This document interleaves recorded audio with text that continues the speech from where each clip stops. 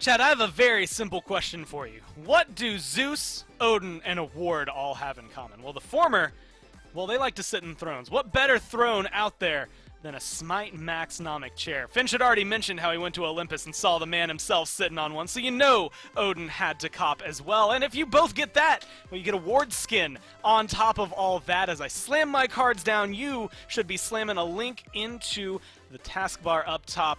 Go to needforseat.com. Use code SMITEMAX and get an exclusive ward skin when you purchase in a chair. Not only do you get comfort, you get to flex on people in game. You saw that card I just held up. I'll do it again when this gets taken down, just so you can see how boring a normal ward works and looks. That is what matters most. I mean, look at this, aggro. Look at that. Do you want that? Get it out of here. I'm actually going to need that back. These are like kind of technically, I guess, limited edition cards from Worlds way long ago. Listen, either way, we'll find it that? in the way back when. We'll replace it with a SMITE Maxnomic chair. Again, get yours now. Either way, hey, aggro, now that the ad's done, we can move into what is going to be another set that is kind of raising some question marks all around the league, just because Renegades, well, they've been causing some trouble for a lot of these teams, most notably the team that's tied with Sanguine and keeping up with them. The Knights had their longest 65-minute game on Friday against the Renegades. Do you think it's going to be the same case here? Certainly could be. Sanguine's a team that often wants to take it a little bit later, and Renegades are kind of in that same boat as well. I think it bodes pretty well for Renegades that Pittsburgh Knights just took it to Space Station Gaming, beat them 2-1. When Renegades pushed Pittsburgh Knights to the brink earlier on this week. I think that should bode well for Renegades and their fans that they're going to come to play today up against Sanguine. Well, Sanguine want to keep up in that race for third. They need this win in order to tie up the Knights. Otherwise, they start to drift down there closer to Radiance, who's already started to turn things around for themselves as well. So a lot of interesting impacts that can happen in the standings. Kind of didn't expect to see it happen here, in weeks 9, 10, and forward. But it seems like things are getting spicier now than they could have been the entire time. And a lot of that does, at least as of right now, rely on Sanguine's ability. They had a weird couple of weeks there when they came back that just didn't look good. There's no other way to really describe it. And a lot of that has been either because of Panatom maybe not having the gods that he wanted, and now their turnaround also because of Panatom picking up this thing like Susano and making things look good for them. As I said in the last set, jungle just has the most impact on the map. It's the most important role, so you get a lot of the credit when you're winning and a lot of the blame when you're losing. And that's no different here for Sanguine. Panatom, since really finding his god pool, going to things that a lot of other junglers aren't, but Susano, he's looked fantastic on. Trying to stay away from the Nemesis a little bit more in my mind, but either way, this guy's just playing really well. But it isn't just Panatom. It's never just one player when you're winning or losing. Sanguine as a whole are looking a lot better. Shinto has looked phenomenal on the Thoth as of late, and as if you already weren't having enough trouble picking and banning against a team like Sanguine. Now you've got to add in another pocket pick for their star mid laner that you've got to worry about taking away or being ready for in picks and bans. Yarkor has been solid as a rock in that solo lane as we expect, going back to the Arthur as of late and looking very, very good on it. I don't know how you beat the Sanguine team consistently, Gore. I feel like sometimes you just got to hope that they're a little bit off their game, because when all their buttons are clicking, I don't see how they lose very often. Yeah, in that last game, I kind of forgot about it. I guess I blocked it out of my mind. It happened Friday, but game 3 where they were up just in that last highlight, 13-1. I think it got to 14-1 before they ended it.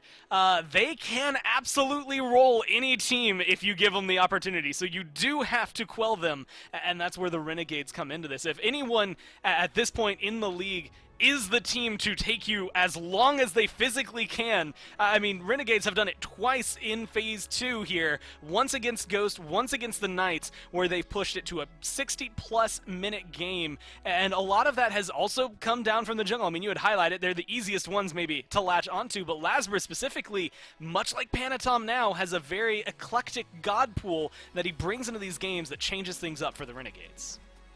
Very similar to what we're talking about when it comes to Panatom. Keep Lazarus on the things that he looks best on. Don't be messing with stuff like this. I mean, the Arachne pick, sure, it did okay at times, but in general, I thought Lazarus really struggled. The only win the Renegades had in their set against PK was when Lazarus was on this Ratatosker. It just looks so much better for him on this pick. Put him on Rat and on Pele, and if those two were banned, then you could go to something else. Then you could start going to some various different picks, but truthfully, Gore, I just don't see a reason for him to play anything but Rat or Pele if they're open. He's just been so much more consistent on those gods than anything else, and I think that that's really the key, because when Lazarus starts to struggle a little bit, I think Renegades do start to fall behind. As you pointed out on the SPL waiting room this week, Lazarus, I believe, the lowest average player damage among all junglers. He's got to bring it today if they're going to beat Sanguine, because you cannot afford to have a lackluster, I talk for the living, by the way, lackluster performance out of your jungler if you're going to beat a team like Sanguine. Yeah, those lackluster performances are definitely a little shaky when they come through. Either way, it's been fun. I will say the biggest fault I saw through all of those highlights was the fact that he wasn't using the Fenrir skin for Ratatoskr. I mean, come on. Either way, I actually got the chance to sit down and talk to Lazarus a little bit about this set and how him as well as the team were feeling as things have progressed here in Phase 2. That's right, we're here with Lazarus from the Renegades, and I just want to know, earlier this week you guys pushed the Knights through a long set a record for the longest game that we've had here all year in Season 7, and you've been doing that pretty regularly lately. So just how are the Renegades feeling right now? It feels like things are getting a little more competitive from you. Yeah, I mean, it's feeling pretty good. We got, what, 65-minute game or something? I would have liked to close out that game. I feel like we did some pretty big mistakes and all that, but we usually struggle against Knights. I think we got the game 2 win, which is the first win we gotten against them. So not winning this set is like, I would like to win, obviously, but it's okay. It's an improvement from last time. And you're going today up against a team that is hanging out with the Knights in the standings. You're going up against Sanguine, and they just had a nice win against Radiance, and they've kind of turned around what felt like a weird kind of sloppy middle portion of the phase for themselves. So how are you going to tackle them, especially now that they've adopted this identity as this team that really can bring an early game factor as well? Yeah, I think we're just going to go in with our own strategies and get the picks that we want, and then hopefully they'll work out against what they're gonna pick. And obviously, like, look a bit into what they're picking and all that, see if we can get some good pick and bans going. We definitely improved on the pick and bans, so I think that's looking pretty bright. Now, draft phase being important, and that actually kind of brings things over towards the jungle. You know, you're going to be hanging out there. You have your own wide kind of god pool that comes in, but so does Panatom. He's been playing a lot of Susano, though, specifically lately, and you both like to pick these kind of off-meta picks. You're not always going in and just slamming the same junglers everybody else is. So how are you kind of planning to deal with the jungle matchup going into this set? I'm just going to do my own thing, and hopefully that's going to work. I haven't really thought too much into that. I think jungle matchup doesn't matter too much as long as you don't get counter picked. I'm sure it'll be fine. No, I'm sure you'll be fine as well. It's going to be a fun set to watch either way. I'm excited to see what's going on in the jungle there and what you two can do, especially after you had such a phenomenal set the other day. Even though it didn't come out with a W for the Renegades, you pushed us the distance, and that in and of itself was a spectacle to watch. But hey, good luck in your games, and thanks for your time. Thank you. Appreciate it. I mean, being able to come through, he said it himself, that he doesn't think it's going to be the jungle matchup that maybe matters the most as much as it is the Renegades picks and bans here aggro, which is really where I think they've focused. And as Lazarus said, and I think I'll agree with, they've been able to improve on at least changing things up, not just picking whatever's meta and going for what feels good for them. Was that the game where, was that the set where a team got, what, Persephone, Ama, and Yamoja? Though, wasn't that a Renegades game? That might have been. Hopefully the picks and bans have improved past that. We shall wait and see, I suppose. Well, hey, we don't have to wait too much longer. We'll get into the picks and bans now and see if they can at least change that around. No Yamoja, Amaterasu, Persephone here for Sanguine. At least we'd all cross our fingers, as many as we can, to make sure that doesn't happen. Otherwise, I guess I have to lock my thumbs in there to make sure it's all of them. Either way, we'll have to see if they have truly improved their abilities to do that. Or if Sanguine, I mean, if they get a good draft like that, aggro, I don't know if there's much you can do to stop them. No, I anticipate that will not be the draft that Sanguine gets this game. And I'm interested in these bannings because so much of the meta right now in the picks and pans is target banning and then leaving open things that everyone perceives as very strong, which I find very, very interesting. So immediately Renegades go towards that King Arthur that Your core is played a lot. This tells me that they need to also prioritize making sure that he isn't on Amaterasu. Those have been the big two for him. He loves the Cthulhu as well, even though other solo laners are starting to move away from it a little bit. If you're going to ban the Arthur, I feel like you've got to worry about that Amma as well. I don't see much point in banning Arthur while leaving Amma open.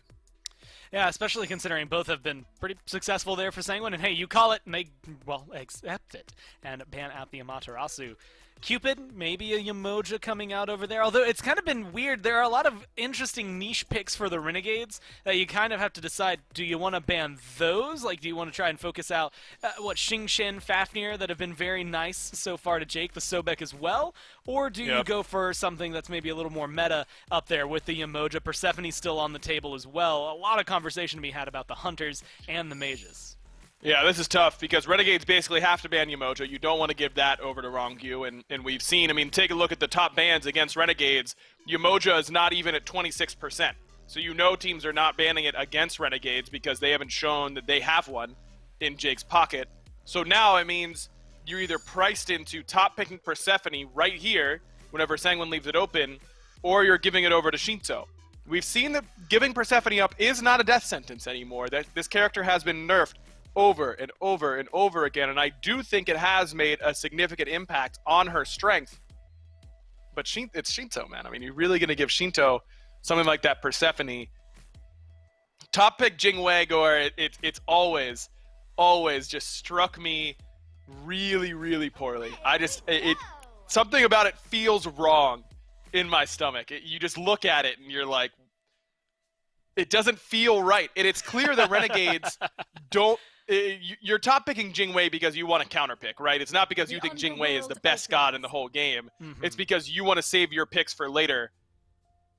But there's so many strong things open. I wish I could know if Renegades had choice of first or second pick, because if they chose first pick and then first pick Jingwei, I'm gonna have some words for Bear at our podcast later. That, and you have to be kind of curious about Venenu. Like, what mid laner isn't scrambling to pick up Persephone right now? Guess who I forgot about as well? Hercules, that has been very kind over there to the duo lane for Sanguine lately. Rongyu picking that up.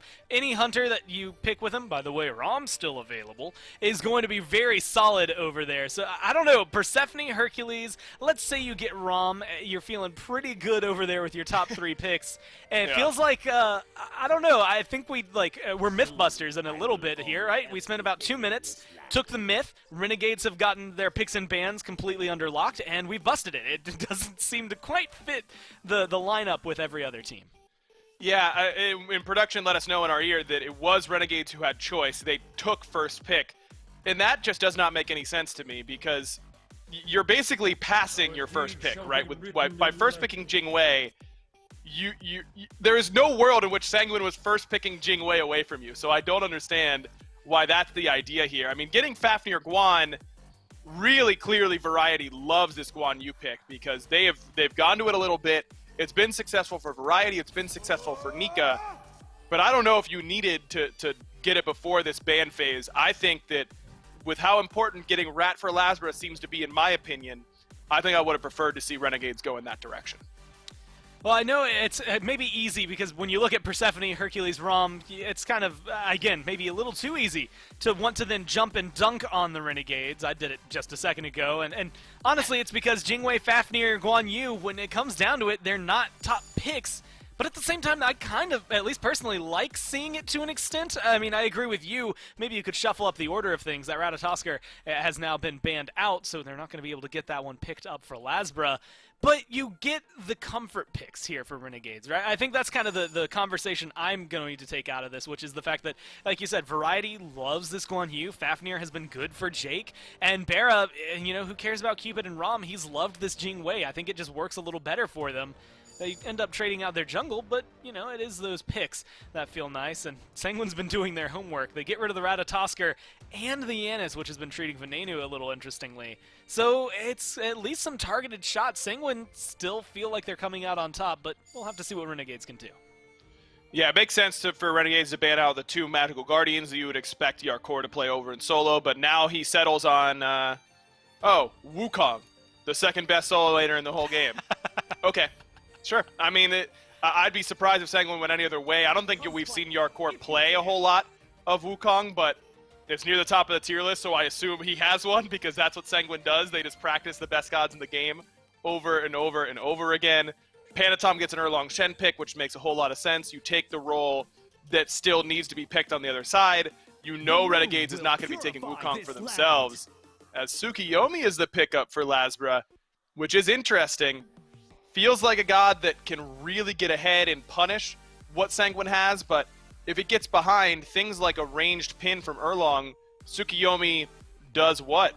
Uses beads or ults. Those are the only options if he doesn't want to get CC chained. So this feels a little bit like a 9th pick overall for Renegades, but also like a 6th ban that comes out for them, right? Because Shinto has had the time of his life on this Thoth, so being able to take that away feels good. But Thoth, Tsukiyomi, again, Guan, Fafnir, Jing, if I was given that lineup on a piece of paper, no indication as to what team it was otherwise, I feel like I'd be guessing Renegades just because that seems like a lineup that only they would pick. I agree. Camazotz, interesting. So is it going to be Erlong solo, Camazotz jungle, or is it going to be going back to the Camazotz solo? I'd anticipate it's Kama solo here for Yarkor, really trying to maximize the dive potential onto this Thoth in the mid lane. Look, Renegades came away with a fine 5. I agree that in always picking things that you feel like you are good at is better than picking the best available gods. I just think they gave Sanguine a pretty solid draft, top to bottom. I think Sanguine, it really has a lot of comfort picks and should be able to control game 1. Yeah, then Sanguine get the comfortable gods, but also some that are the best available gods at the same time. We'll have to see what Renegades can do with this unusual draft here in game 1, if they can take the win and give us the long distance they did on Friday. Thank you, Gore and Aggro. Fitch and Myth obviously getting the views there from Doug as he move into Renegades up against Sanguine. Make sure you let us know who you think's going to win in chat. And Myth, Renegades first pick this Jing Wei for Barracuda. The Persephone falls over to Sanguine. Rongyu gets to play the Hercules. Panatom's on Erlong. Netroid's on Rom. I mean, it does feel as though, to me, Renegades let a lot of quality stuff fall over to Sanguine. They really did. A bunch of best in class. I think the real standout to me is that Persephone out of mid lane onto Shinto. And it's going to need to pop off. With Shinto being the sole source of magic damage for Sanguine, you're going to need a lot coming out of your mid lane here. But I think they've got a lot of tools that are going to be able to facilitate that. Sanguine, that is, with all of this front line. Rongyu on the Hercules, Panatom on the Erlang Shen, and even Yarkor on this Camazotz should be able to create an immense amount of space into Renegade's draft. But that's not to say that Renegades don't have an incredibly strong late-game team fight.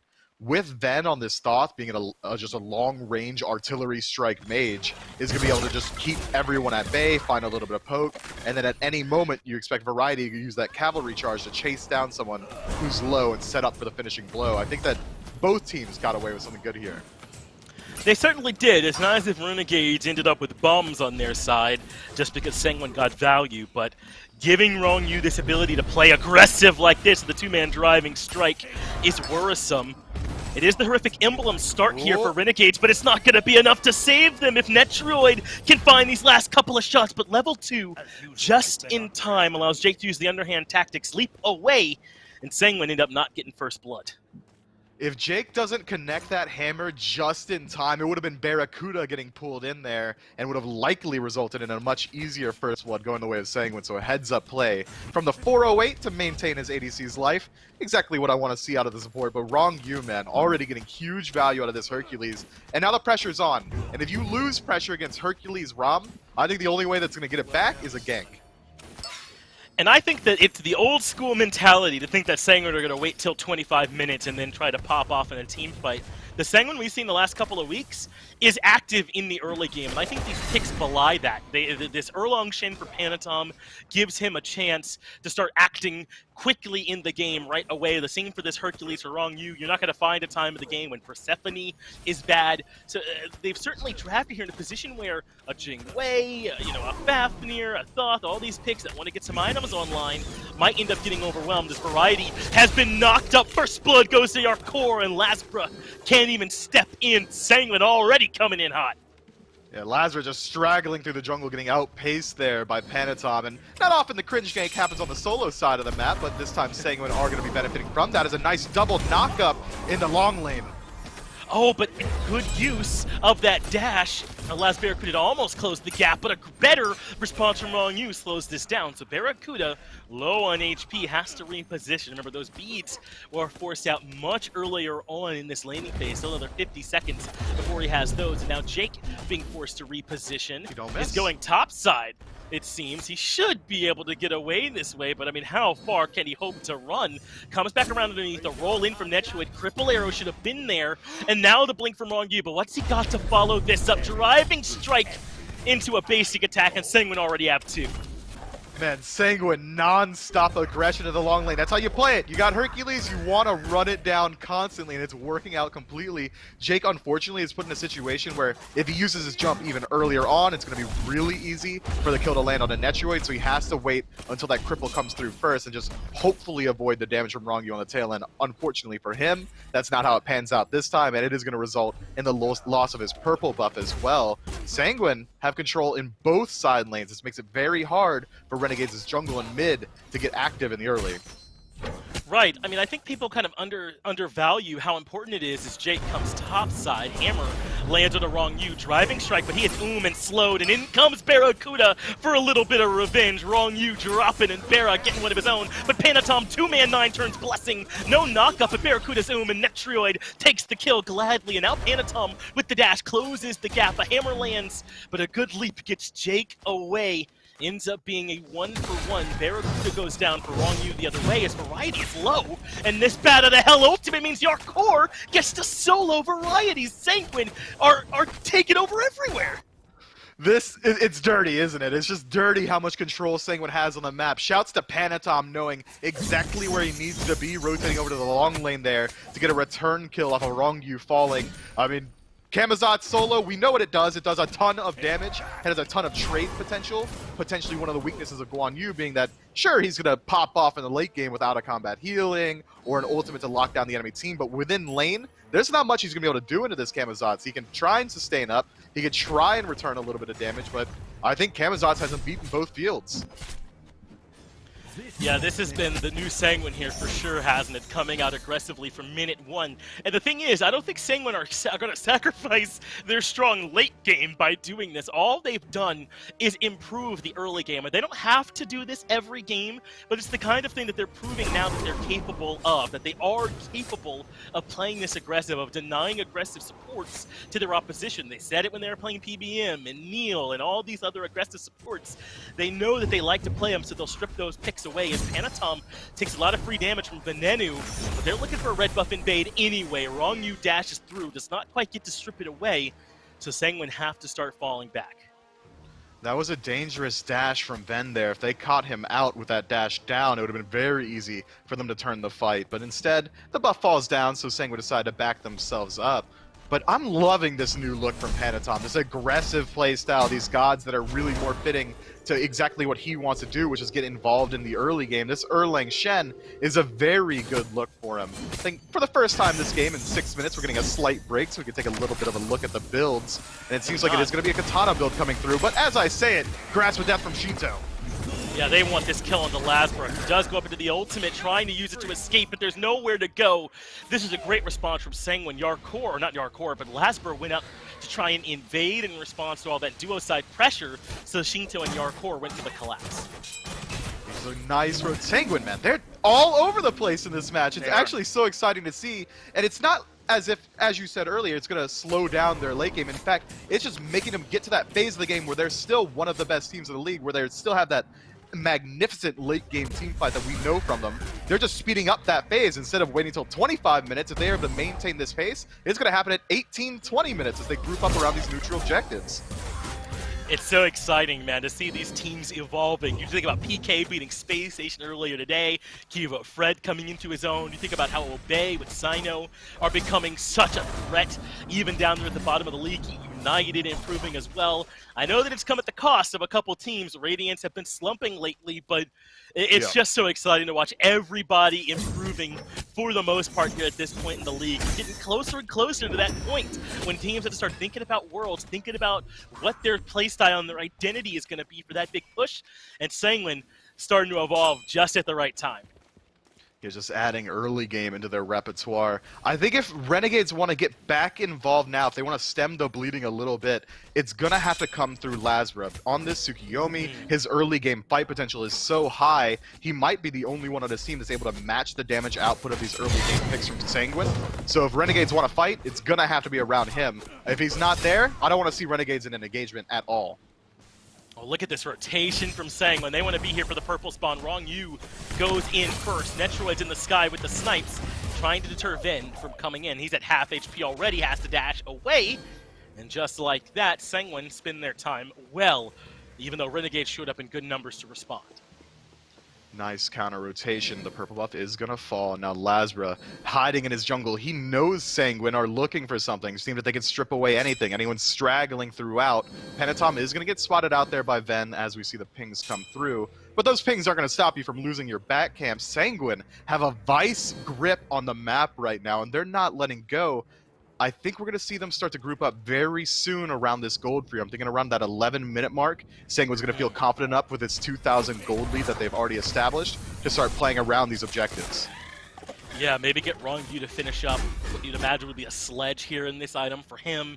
Try and finish some of these big power spikes, maybe tick a couple people over to 12 so they come into that fight with some second relics. And then they'll be looking to dance around this Fury with that lead that they'll have around that time. I mean, already Netroid is about 2 levels, probably a level and a half ahead of his opposition. Same for Shinto and Wrong Yu, who also has a lead over Awesome Jake. You can tell that this mid to left side of the map has been favoring Sanguine. And Yarn Core, even though he's 3-0-0, not that far ahead of Variety, who's been power farming, but part of the reason that Sanguine are ahead is that Yarn Core has gotten involved in a couple of fights. Yeah, these early rotations from Yarkor have really swayed the battle in the 3v3, and exactly what we're seeing right now, this 3-man grouping on the duo side of the map as Rongyu is just positioning himself in the jungle. Sanguine are looking for a pick right now. They're trying to make the pace of this game go a little bit faster, shift it up a gear. They group up around this red buff. If they're able to strip this away, that'll be a small win for them. But no response from Renegades? That's easy for Sanguine every time. How did they miss that timing? I mean, they got the last one, right? I'm pretty sure, so maybe a bit of a miscommunication on when they're back timing here from Renegades, but Sanguine, they're not going to sleep on that at all. Exactly as you said, it's too easy. And now they're here for purple buff again. What is going on?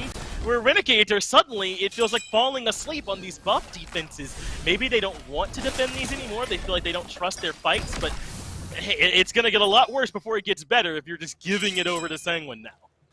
I mean, they can't fight there because Lazarus on the right side of the map. They have to respect that Sanguine have the numbers, but this bleed is getting bad. Now Yarkor getting collapsed on by 3. Venenu, Lazarus, and Variety collapsing.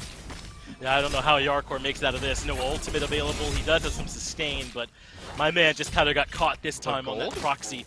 So at least they get something out of this, but you're right. Gold Fury is going down for Sanguine, and they're controlling Jake all at the same time. But a big knock-up from Barracuda into the ultimate, and Wrong Yu falls. That is huge from the duo later Renegades to bounce back. They needed that desperately. Now, Panatom will claim the life of Barra in trade, but that is way better than if that Gold Fury just went down for Yarkor's life. And now here comes Lazarus, but a great ultimate from Shinto stops the aggression. Final Judgment hits Shinto. Venenu gets the kill there. Renegades starting to wake up at the same time we thought Sanguine would be looking to fight.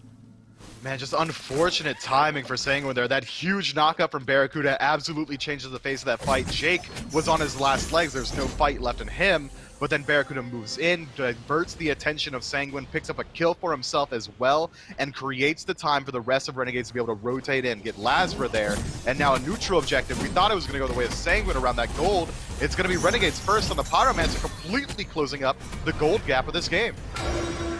And listen, you can pass on your buff defenses if you know you're going to 3-for-1 Sanguine on the Fury and go get Pyromancer. I don't see a world where Renegades could know, but it worked out for them, right? I mean, Barracuda and Jake did everything on that Gold Fury side, and Yarkor, we knew that was likely going to happen, but it's huge they were able to defend it. It's hard to overstate it, honestly, how much the momentum and the lead of the game was heading towards Sanguine, and how favored Sanguine are supposed to be in that Fury fight, but somewhere along the line, the communication got mixed for them. The defense from Barry individually was impressive.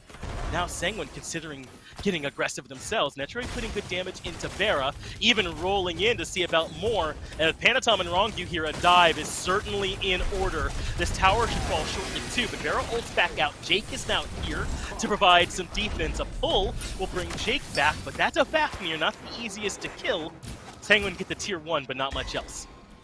And there's a 5-on-5 grouping on the left side of the map. Sanguine positioning like they want to take the fight. Renegades taking the defensive pathing have split up just a little bit.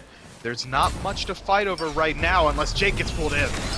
Jake does get pulled in, but is able to get out of there with underhand tactics. The burst's not there for Sanguine just yet, but they did have some damage, and Jake does not want to come in to fight around this Gold Fury. So Sanguine started up Variety now with that same burden that Barracuda and Jake handled so well early.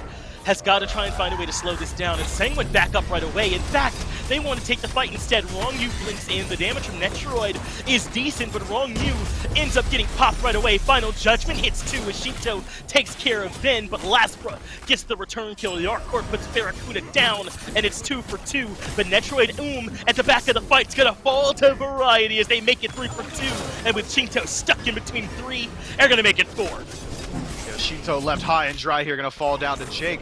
Rongu's engage was good. He finds the blink in, gets a 2-man punch, but the follow-up wasn't quite there. You're going to need additional CC outside of this Hercules if he wants to survive that scenario. Rongu immediately loses his life to Variety just using the Taolu Assault, and from there, Sanguine's team fight kind of fell apart. Renegades was able to split it up just a little bit, creating multiple targets that Sanguine have to address, while Lazarus was able to tear up the backline almost completely alone.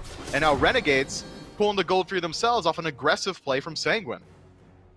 Gold Fury has indeed been started. 3 here for Renegades, only Rongu here for defense.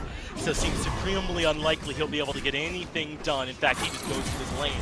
And perhaps some growing pains for Sanguine with this new style. Hasn't it felt as though they've been a little bit off the mark with some of these engages? They pulled Jake in at the start of that fight, didn't have the damage to kill him very quickly. Rongu goes in alone, and the follow-up's not quite there the way that it needs to be. It feels as though, even though this is a new look for Sanguine, they don't quite have it down pat, and Renegades, improving every single day, are ready to answer if you make a mistake. They are, and they've controlled the neutral objectives really well off of punishing Sanguine, but even then, their reactive playstyle is only just that. Their lead isn't really that much, about 700 separating these two teams. That's nothing, despite Renegades picking up a Gold Fury, a Pyromancer, winning back-to-back team fights. Sanguine has been able to stay afloat because they've been playing aggressively around these jungle buffs, stripping away whatever they can, wherever they can. I want to see Renegades try and do something of their own merit now, maybe push into a tower, or wait for this next Pyromancer to respawn and force a fight there, because we've seen time and time again that they're able to fight in the Sanguine's draft incredibly well. And Sanguine are going to need to clean the dive up, man. That's everything for them in this draft, right? The Erlong Shin, the Kamazot, the Hercules, and the Netroid's damage to clean up those kills. But they got to make sure they're getting onto the priority targets quickly. What's really hurting them is when these kills take too long to develop, and then Renegades is able to counter-initiate with all this damage from Ben, or if Lazarus is able to get to the back on a priority target easily, or Variety gets disruptive. Sanguine have the tools necessary for this pick or for this dive comp to work. You just feel that the execution is lacking a bit as Panatom gets stunned out of the 72 transformations and hit with the final judgment. They're not letting Panatom leave here alive, and he falls at the very beginning of the fight. Panatom asleep at the wheel, dragging his team into a bad situation. Variety finds Shinto on the tail, and Yarkor forced to use the bat out of hell defensively, and he should be able to get out of this situation alive. Panatom, bud, what are you doing there? You can't just walk into 3 members alone. The turtle form's nice, yeah, it gives you a shield, but it's not going to save your life in that situation. And now 16 minutes into the game, we're looking at the first Fire Giant. Well, it's one of my new favorite things to say. Renegades are going to start up a 16-minute fire giant, and they're right. I mean, they certainly seem to be. They have it down to half HP already. No one contesting from Sanguine. And what a turnaround here from Renegades. It's so impressive that they do not panic with the way that this early game went, because I think there was plenty of room to do so with the way that Sanguine were playing so aggressively. But Renegades knew where their strengths were in this team fight, in their ability to blow up Sanguine's engage, and it's worked for them perfectly. It has, and now that Fire Giant's on their belts, look how many neutral objectives, or not even neutral objectives, permanent objectives are left on the map. We're talking about 5 towers on the side of Sanguine. Fire Giant this early on, it's not going to be as easy to siege as it would be around 22, 23 minutes, once you've got a little bit more defense in your builds and offense as well.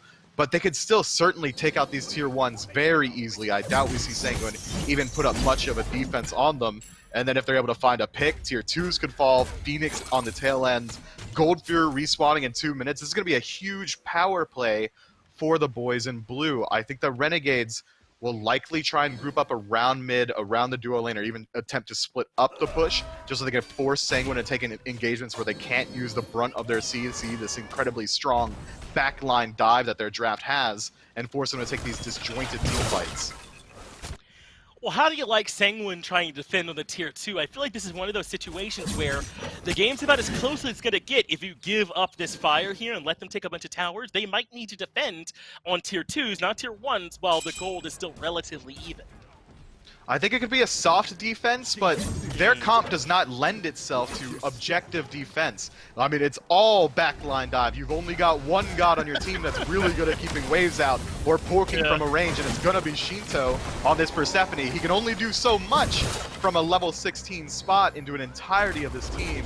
I think that, if anything, Sanguine's trying to buy time, but look at it, they can't buy much. Rongyu goes in, but it's only Bera who deals with knockups easily. Variety is down to half. And in goes Panatom, does find the knock onto Variety. Ultimate lands onto Jake from Shinto, and Jake responds with the Draconic Corruption of his own, and Sanguine drops some very key cooldowns on a fractured defense at best. I think this is kind of what you were saying. Sanguine either have to go all in with the dive, or basically give up the objective. They do not have any kind of way to fight this in-between style. Interesting to see Renegades group up on the right side. Had they decided to go left, it would have been a more valuable tier 2 tower, and they would also prime them to move in towards that Primal Fury once it does respawn. It seems like Renegades are spawning it out. Let's go for some more easy gold in the coffers, moving into that left side jungle. I'm worried, man. Sanguine, they started off so well this game. They had so much potential with this draft to absolutely snowball, and Renegades crush them on their aggression every single time. And now it almost feels like Sanguine has lost a bit of focus. I mean, Panatom's engagement right there wasn't necessarily bad because he does make it out alive, but he doesn't really gain anything using his ultimate, forcing Shinto to use his own as well. If anything, it feels like there's been a bit of a miscommunication between the teammates of Sanguine on when's the right time to go in, when are we disengaging, how do we want to play these defenses. And against Renegades, this new Renegades is looking so good in the latter half of Phase 2, I don't think you can play like that. Looks like Sanguine are just going to race at this point. They've got 3 sticking around to take the tier 2 here on the right. And they've got Yarkor all the way back and Panatom weirdly in between, need to back fast. Pushing up mid, I suppose. But they are going to back. They got the tier 2, but they got to be here to defend Phoenix's Fire Giant. Crushes Phoenix's. Yarkor and Rongyu made it in. Boulder to try and crush the waves, but Renegades do too much damage. Left Phoenix down, but Barracuda stuck inside the grasp of death. Airstrike gets him out, and the snipes from Nectroid nearly are enough to clean the fight up, so they'll try and collapse onto Variety at the back. Knockup is huge, and they kill him even through the thorns. Final Judgment does find 2 targets. Sanguine want to keep up the fight, but they've already lost the left side Phoenix. They need a lot to make up for that. Hard to chase into a Thoth as well. Every time he turns around, Ven can sink a ton of damage into Sanguine's front line. I think they realize it after that first bit of peppering from him, and they're going to let it sink away. Variety does fall in exchange for that Phoenix. Sanguine not happy about that one in the slightest. The gold lead now closer to 5,000 in favor of the Renegades. They've already cleared out the neutral objective inside of the Gold Fury. That left side Phoenix being the hardest Phoenix to defend once you start these Fire Giant dances, mean that Sanguine look like they're grouping up around the Fire Giant. Maybe they're looking to steal it away before Variety respawns, but they're going to be contending with Firemen and Waves flooding into their base and Renegades from ahead. It's not going to be easy if they want to group up around there. To good news for Sanguine is they're only down 4,000 gold. I think picking up 4 to 5. I think picking up that tier 2 tower in right really helped them. Got them a little bit of extra gold, opened up an avenue on the map where they can push if they were to win a fight as well. So that helps them quite a bit, as Renegades are indeed grouping up to be here for the fire. I think still at this point, even with the left Phoenix down, Sanguine can be here to defend this fire, but they gotta send someone back. How do you like their chances on defense? It depends on how they do play around that left side Phoenix. Who do they send back? Who's going to be able to rotate in this team fight quick enough? If they send a priority target like Shinto, who seems to be the closest one to that Phoenix, they can't defend. He's their only source of magic damage. They need him in the engagement for that Grasp with Death ultimate. Yarkor, on the other hand, is a huge tool for them anyway. I mean, he doesn't have teleport, so his rotation's going to be slow. So Renegades can look to take the fight now instead of taking this 50-50 on the objective and absolutely blow him out of the water as Yarkor stumbles through the jungle. But this is good. I mean, if Jake doesn't get something out of this Draconic Corruption, then Sanguine could certainly use this, and that's why he's going in. Rongyu takes a ton of damage on the front end of this fight. Variety diving into the backline with this Guan Yu ult forces Netroid to the sky, but Rongyu low. Lazarus ultimate ends him up near Netroid in the back of the fight, and they can turn around to deal with him 2v1 as Rongyu tries to come back in to find value. Panatom narrowly avoids Benenu's wrath as well, and Sanguine look much worse for wear than Renegades do, who continue their onslaught into the ultimate. Goes Yarkor, but where can he land? Heading back towards the squad, blinking away, and Sanguine barely able to make it out of there with their lives. Yeah, and a disjointed engagement from both sides there. Lazarus acts as goalie almost around that speed buff, forcing Sanguine to rotate back down further into the jungle towards fire, which would be normally into Renegades, but they were kind of chasing around a couple different kills throughout the map. Rongyu on that right side was able to divert a lot of Renegades' attention as well, which does result in Sanguine making out of there, but losing the Fire Giant, already having your left side Phoenix down, it's going to be tough. The defense from Sanguine is still weak. It's going to come down to that initial engagement. How well is Sanguine's dive going to go once Renegades are grouped up as 5? It's going to be tough. I mean, Ben's on Thoth, man. He's going to be able to keep out all of you and deal damage as you try and step forward. The disengage from Renegades is incredibly strong as well. Jake and Barracuda playing some of the safest gods in their own roles. Jake can just turn into a dragon. If he's in a bit of trouble, Barracuda can go to the skies. Ben can dash halfway across a football field, and then the second Sanguine step out of their fountain, out of their Phoenix rather, we can have Variety ult in on the cavalry charge and disengage or re-engage however they need. Sanguine have a tough hill to climb up. And you mentioned the uphill battle of their physical heavy comp. Look at these builds. Breastplate in the middle of this build for Venenu, Sovereignty early for Jake, Berserkers, Barracuda. I mean, they recognized from the beginning of this game that Fizz defense would go a long way in their builds. And you could tell how difficult that's made things for Sanguine. I mean, that might be that fight on the fire, the closest fight we'll see Sanguine get for the rest of the game. And they struggled in it mightily. Now Renegades come in with Fire Giant on everybody, and they're going to attack this weakened left Phoenix first. This is going to be difficult. It really is. This left Phoenix, if anything, Sanguine know they're going to lose out on this one. If Renegades are allowed to touch it, it's going to fall. So instead, I'd like to see them put a soft defense here, try and force out some of the utility, and then re-engage. But instead, Jake transforming instantly, going for the mid.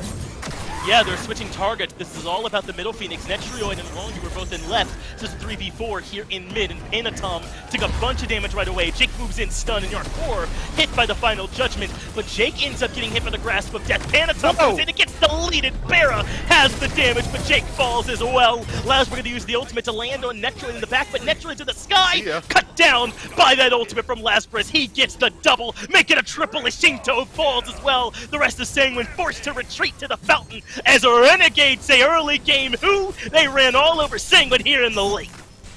Better play for the objectives next time, boys. Sanguine get an early game lead, but aren't quite able to turn it into anything. Renegades bring it back to even and then immediately win the game off of it. And it felt like Sanguine, again, we're just struggling around those team fights. Lazarus has a fantastic game for the Renegades on this Tsukiyomi, making it an absolute menace in these late game team fights. We're going to need to see some adjustments in the P's and B's, I'm thinking. Persephone's not enough magical. The draft can't work from behind. Something's got to change. And for me, it all comes down to that first Gold Fury fight. That's where Sanguine lost 100% of their momentum when Wrong Yu tries to blink engage and just get stuffed. They did not seem to have a way to make that fight work cohesively. And from then, Renegades are fighting with confidence, with the lead being the initiators. It changed the whole complexion of the match. It really did. And it felt like that was a moment in which Sanguine, again, should have been heavily favored because of Renegades making the overcommitment of 3 members of Yarkor on the solo side of the map. You can't let Barracuda be a literal hero without a cape and turn around a fight single-handedly with a little bit of assistance from his support. It just can't go down that way. Sanguine's going to need to clean up the execution. Yeah, the highlight reel should start with Barracuda's 2-man knockup that he got. That was absolutely sick. Great game there from Renegades, but we still have plenty more to come in this set on the other side of this break.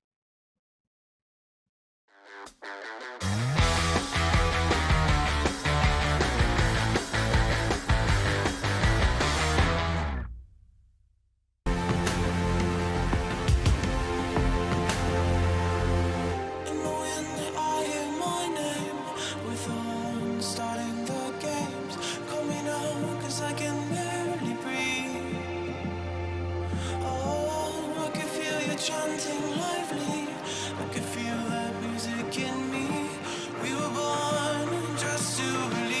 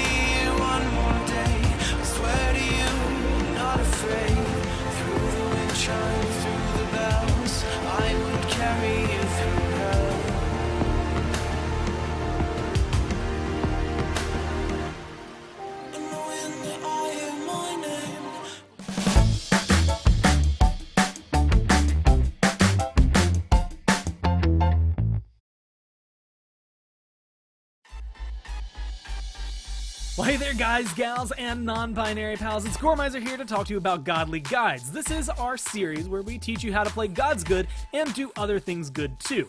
But really, just the god thing. So make sure you catch our most recent video where we break down the legendary warrior Mulan, and we make a man out of you.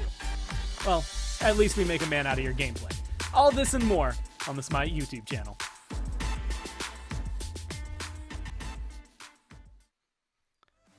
Well, welcome back, everyone, to the SBL, and it's Gormizer here to talk to you about Godly Guides. I feel like I just heard this. Maybe I'm repeating it. Either way, that Mulan video should be coming out tomorrow, to make sure you go watch. We did one on Jormungandr already, as well as Baba Yaga, so you can go find that. And as always, make sure you tune into any new content you can find that's SMITE Pro League related right there, youtube.com/SMITEPro. Subscribe to it and like on those videos, but also tell us who you want to see. A lot of those contents and a lot of the people we choose based on your feedback, so we will do interviews, all sorts of fun stuff over there on the YouTube channel that gives you everything that you need to have SMITE Pro League virtually every day of your life. Although sometimes it's just, you know, fun things like learning more about the players' lives, getting insight about them, how they got to where they are, you know, only fun stuff like that. So if you want to get it, go and find it. Either way, Aggro, this game, I mean, talk about a roller coaster, I want to say, maybe with just one giant hill.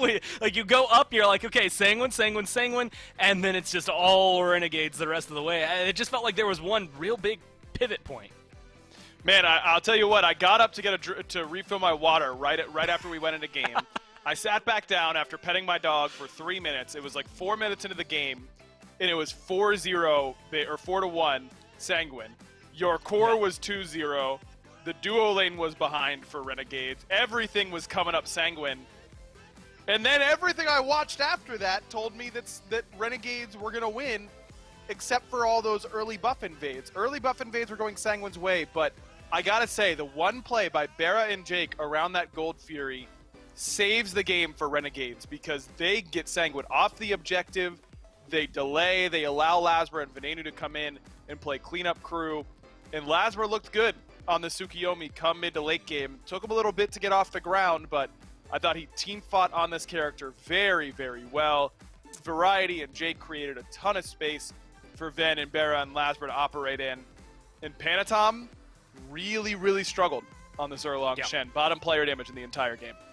And it comes down to the fact that I love always when a team makes us eat our words, right? I think it's fun that way, but I mean, it goes right back to the conversation we were having before the game started, which really does come down to the fact that we were talking about Panatom. Sometimes, we get this stellar performance, game-changing, wins the game for Sanguine, usually beside Shinto, I should say.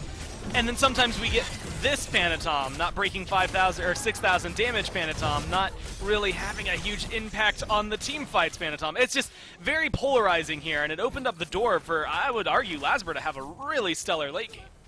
He really did. He played the Tsukiyomi really well, was patient with his ult timing, and found good opportunities to get into the backline with that ultimate. Used it really, really well in the final fight around that Titan. Loved the way that he played that. Just feel like this Renegades team, they're starting to find their identity. And it's the ability to get into late game situations and play late game fights really well. I've really enjoyed how they've been playing in the late game. Their early game still needs work, Gore. I mean, they cannot afford to fall behind as much as they did in this game and expect to win every single match that way. But for game one, it panned out. Yeah, in most cases, Sanguine get that early of a lead, they hold on to it. I think that was a very good occasion for the Renegades to showcase that you don't always lose that early when things don't go your way in the early game. But we'll have to see, I guess, if they go back to that draft. I mean, we were talking a little bit about it during Picks and Bans and how it didn't feel optimal, but it did feel Renegades. Yep. Now's the time to see if they just go back to it. They're going to be on the other side of the screen now, so we'll see. Maybe not a first pick Jingwei, but a second pick Jingwei could still be in the books. Almost certainly will be at this rate. Look, I think what we talked about during Picks and Bans game one is still right, but the fact is that the game isn't over at Picks and Bans. You've got to actually go out there and play it, and we just saw the proof in game number one. So if Renegades can find a way to get themselves on 5 comfort picks once again, I think that they're going to be in a pretty good spot. But if I'm Sanguine, the 2 picks I'm looking to change are the Erlong Shen, obviously, for Panatom. We already touched on that. But the Kamazats for Yarkor as well. And even though Yarkor got off to a great start, made some good early rotations, really did a good job of getting ahead, I don't think that he was able to leverage that as well on an Assassin as opposed to an in-gauge Warrior like we often see him on. We see him on Arthur, on Amma, on Cthulhu. Those are gods that create space for his team to operate in. And Kamazats can do that, but only when he gets really, really far ahead. And Yarkor had an opportunity to make that happen this game and really wasn't able to do so. A lot of credit for that goes to Variety for stabilizing the lane after getting soloed. Probably shouldn't get soloed in the first place, for the record, but after the fact that Variety played really, really well in those team fights, I want to see Yarkor back on one of those signature gods or on a Warrior or Guardian that can create more space for Sanguine to operate in, particularly for Panatom. I thought that's really where I noticed it the most. As of right now, the bans pretty much mirror game number one, and it is just flipped on the sides that are going to be sitting through. The Amaterasu, the King Arthur, the Yamoja taken away here by Renegades, as well as that Morrigan Sobek Cupid. Now, I expect something like a Persephone that's still available here to go to Sanguine, although knowing that Renegades aren't going to prioritize it, maybe you can shuffle things around here for Sanguine. I mean, Renegades did not seem to care about the pick last time. Do you think that's going to change here? Probably not. I mean, they had an opportunity to pick Ram, Persephone, Hercules, everything that Sanguine got top 3 for themselves last time and didn't. Maybe you could make the argument that they will prioritize Persephone now with another pick in hand at the exact same time, they can make sure to get a pairing that they really like. But with Barra, with Rom already on the table, Barra still going with that Jingwei right away. It just keeps hammering home the same point. Renegades love to top pick a Barra God so the rest of them can wait on their counter picks, because otherwise there'd be no reason to take this Jingwei in this spot. Well, they go back to Jingwei Fafnir. It worked for them once. Maybe it will work for them twice overall. Rom, I mean, at this point, Hercules and Persephone probably going to get locked in. Or maybe I'm clairvoyant. Maybe they just run it back. I mean, we saw it happen once upon a time, although it was with Obey, and Sanguine thrashed Obey when they ran back all 5 of their gods. We'll have to see if they can get the same early game, which is already one conversation to have. Then you have to follow it with ideally a completely different pivot around some of that pressure. So a lot on the line for Sanguine, and it looks like they're going to change things up a little bit. The notes now going to potentially a Cthulhu, which you had said you wanted to see more over there in that solo lane. Exactly. I think this is a good adjustment made here by Sanguine. I mean, Rongyu had some good engages on the Hercules, but overall was not as impactful as I'm sure Sanguine would have liked him to be. Get Yarkor on a signature pick, give him extra space in which to operate, and by extension, make Panatom's job a lot easier. That's the big thing that I'm going to be looking to, is how well can Panatom play off this Cthulhu in comparison to what he was able to do playing off of that Camazotz. I think we're going to see some pretty different results. Well, that is going to be the Guan Yu once again locked in for Renegades. And honestly, I think it goes back to it. It was a Sanguine interview, but I feel like a lot of people might have this mentality. If you can play all the same picks, why not? Go back to all of them. In fact, Renegades banning the Yanis here. It's kind of a curious one, I think, of all things when it comes through, just because it feels like that should be a little bit flopped. Sanguine wanting to take that away from Venenu, as well as the Susano being wanting to potentially taken away from someone like Panatom here for the Renegades. And that's the other thing you had mentioned, when your second pick here, when you come out of these bans, you want something that potentially slides more into your jungle to try and strip Panatom even more here. Are you still feeling the same way? I think so. I think that if I'm Renegades here, I'm taking a jungler right out of the second ban phase, because you can basically use it as an effective next ban up against what Panatom might want to do. Pele is the one that's really coming to mind to me that I think the Renegades should be going for in this slot. It's something that Lazarus is very, very comfortable on, something that Panatom's willing to play. But Tsukiyomi also, I would not be upset to see them go that direction again. Lazarus just played very, very well on this selection. Why not go back to it? I think this is totally fine. Yeah, again, they're running 4/5 of the same composition so far, and all of them looked good towards the end of the last game. As long as they can maybe make up for some of that early game, things will be different, and it'll maybe be a little bit easier knowing that Camazotz isn't going to be 4-0 within the first 10 minutes. But do you think this Cthulhu causes a little bit more trouble for the Guan Yu, or maybe even for Tsukiyomi to come over there and try to shut him down? I think a little bit less for Guan in lane. I think it's a much easier matchup. Wow, they go back to Erlong Shen. So all they do is switch out the Camazotz for the Cthulhu. And I think they're right. Yarkor is, it has been all year, one of, if not the most dominating solo lane team fighter. I mean, solo lane is a stacked role. We've been talking about it all year. But you look at what Nika and Final K and Scary and Benji and Yarkor in particular, those 5 have all done this year. Yarkor is right there in that group in terms of space created for his team. On Camazotz, he just can't do that. He can't make room for Panatom to operate. And that doesn't absolve Panatom of a bad game. That was a bad game 1 from Sanguine's jungler. But some of that is because they aren't playing the same things they're used to seeing in that solo lane. Now, you've got that Cthulhu there, and I think it can make a world of difference for Sanguine. Well, Renegades get to come through and run the exact same composition here in game number 2. They are more than happy to do so, but it will be the question of the Cthulhu here in game number 2. Is it enough to balance things out? Or are the Renegades going to be able to find themselves a maybe surprising 2-0 here against Sanguine? Let's find out in game 2. I'd certainly be surprised, Gore, if Renegades 2-0'd Sanguine. Excuse me for mixing the teams together. But this has been an excellent set already so far. Sanguine came out to a great start at the beginning of game 1, and then Renegades bounced back off the top of some great play from Jake and Barra, and then Lasbra and Ven took care of the rest for them in that mid to late game. But Sanguine made the adjustment. It's Yarkor back on this Cthulhu, but everything else is the same. Is that enough for you to think that this Sanguine team fight is going to look a lot better? Their team fight can, but it's not the team fight exactly where Sanguine lost the game last time. It was around that gold free where Renegades was really able to turn it all around.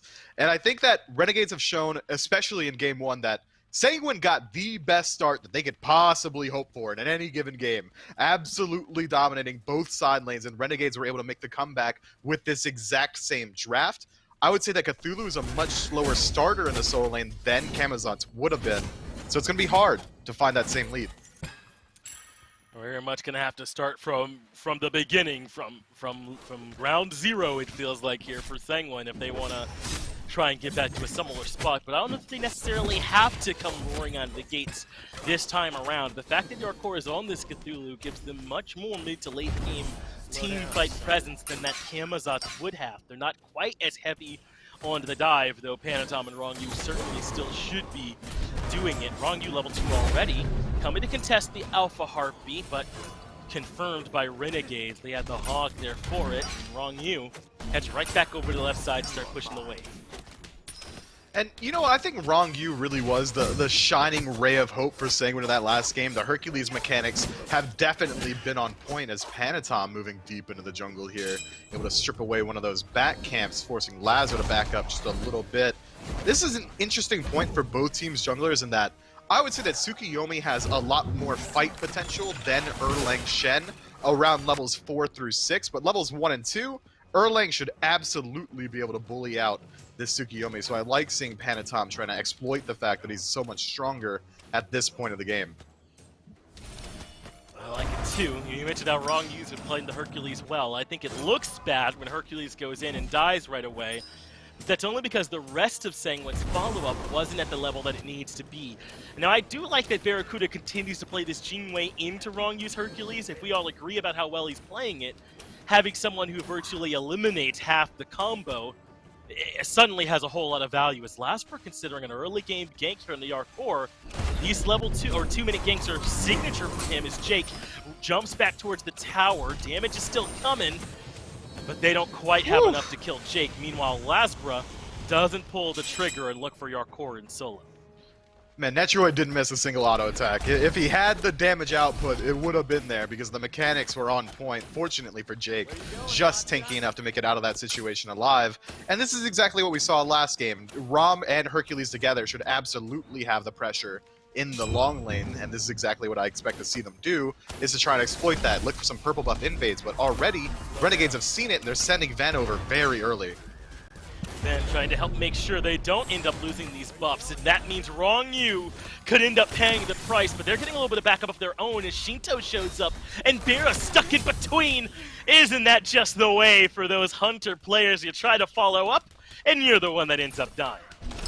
Unfortunate situation. Renegades had the advantage. Once Ven rotates in, he goes for that second ability, can't quite find the route, just slightly off the mark for Rongyu there, and allows him to reposition himself and turn around that fight. Barracuda suffering the consequences.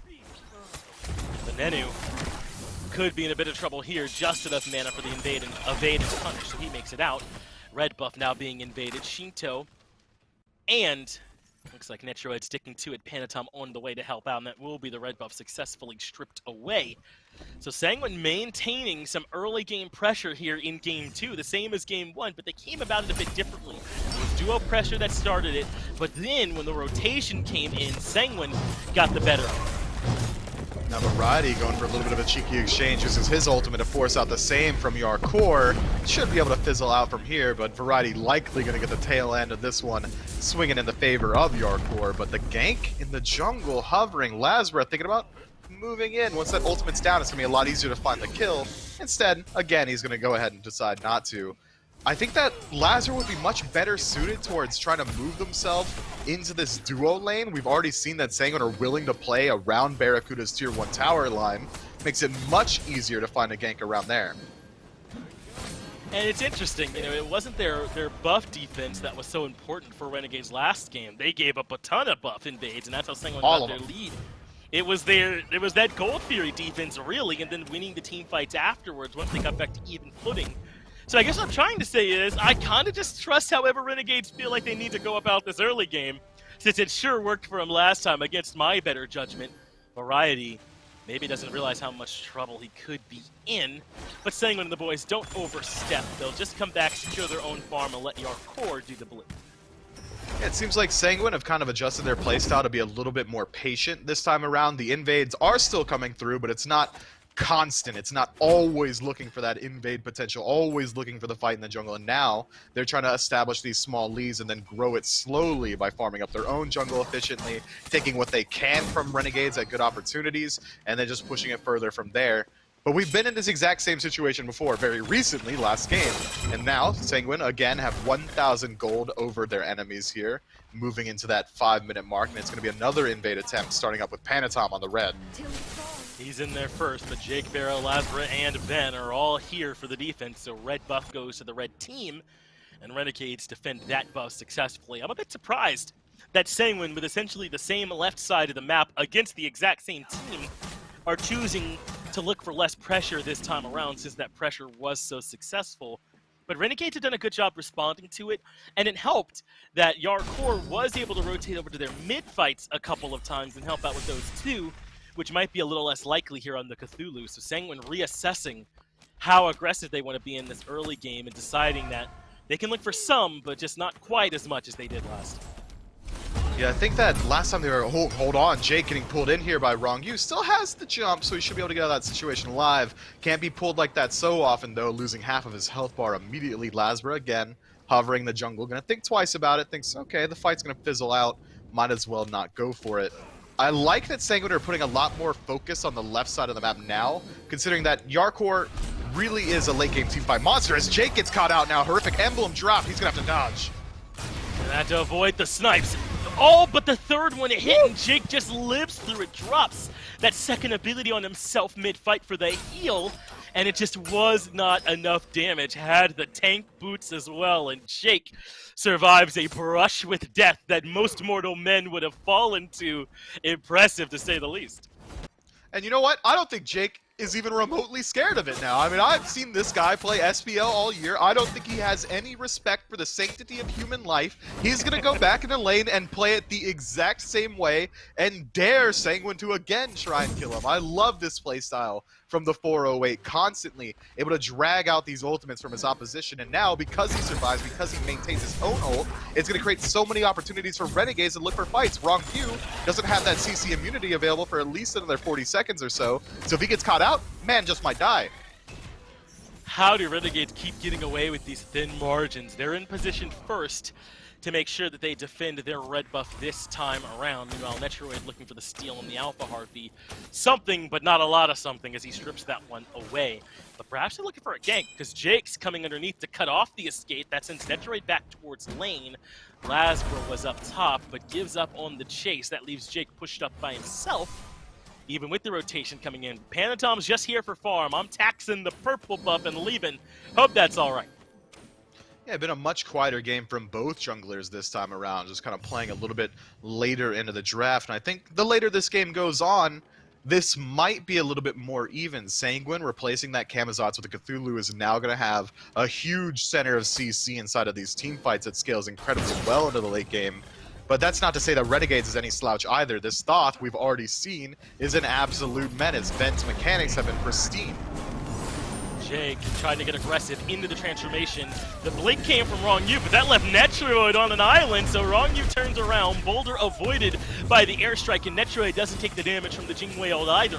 But now he's stuck, and in comes Lazarus to clean on up. Barracuda gets one, Anatom gets the other, but Lazarus able to take care of Netroid, and maybe even Panatom as well, but the turtle form too strong. 2 for 1 in favor of Renegades. Wee bit of a whiff there from Lazarus on the Kusari Gamma might have resulted in a kill had he been able to connect that stun onto Panatom, but instead, 2 for 1, Renegades, I'm sure they're absolutely happy with it. And again, that's Sanguine getting aggressive in lane and then immediately punished by Jake's well-played ultimate to find the stun, to separate the team fight. Wrong You blinks in, doesn't quite have the communication with Netroid, understanding where the positioning is going to be after the initial engagement, and Renegades punish it incredibly well. And this reactive playstyle that we're seeing from the Renegades has been serving them fantastically. They're winning out on the majority of engagements. Now they're moving into the mid-game just about around that 10-minute mark.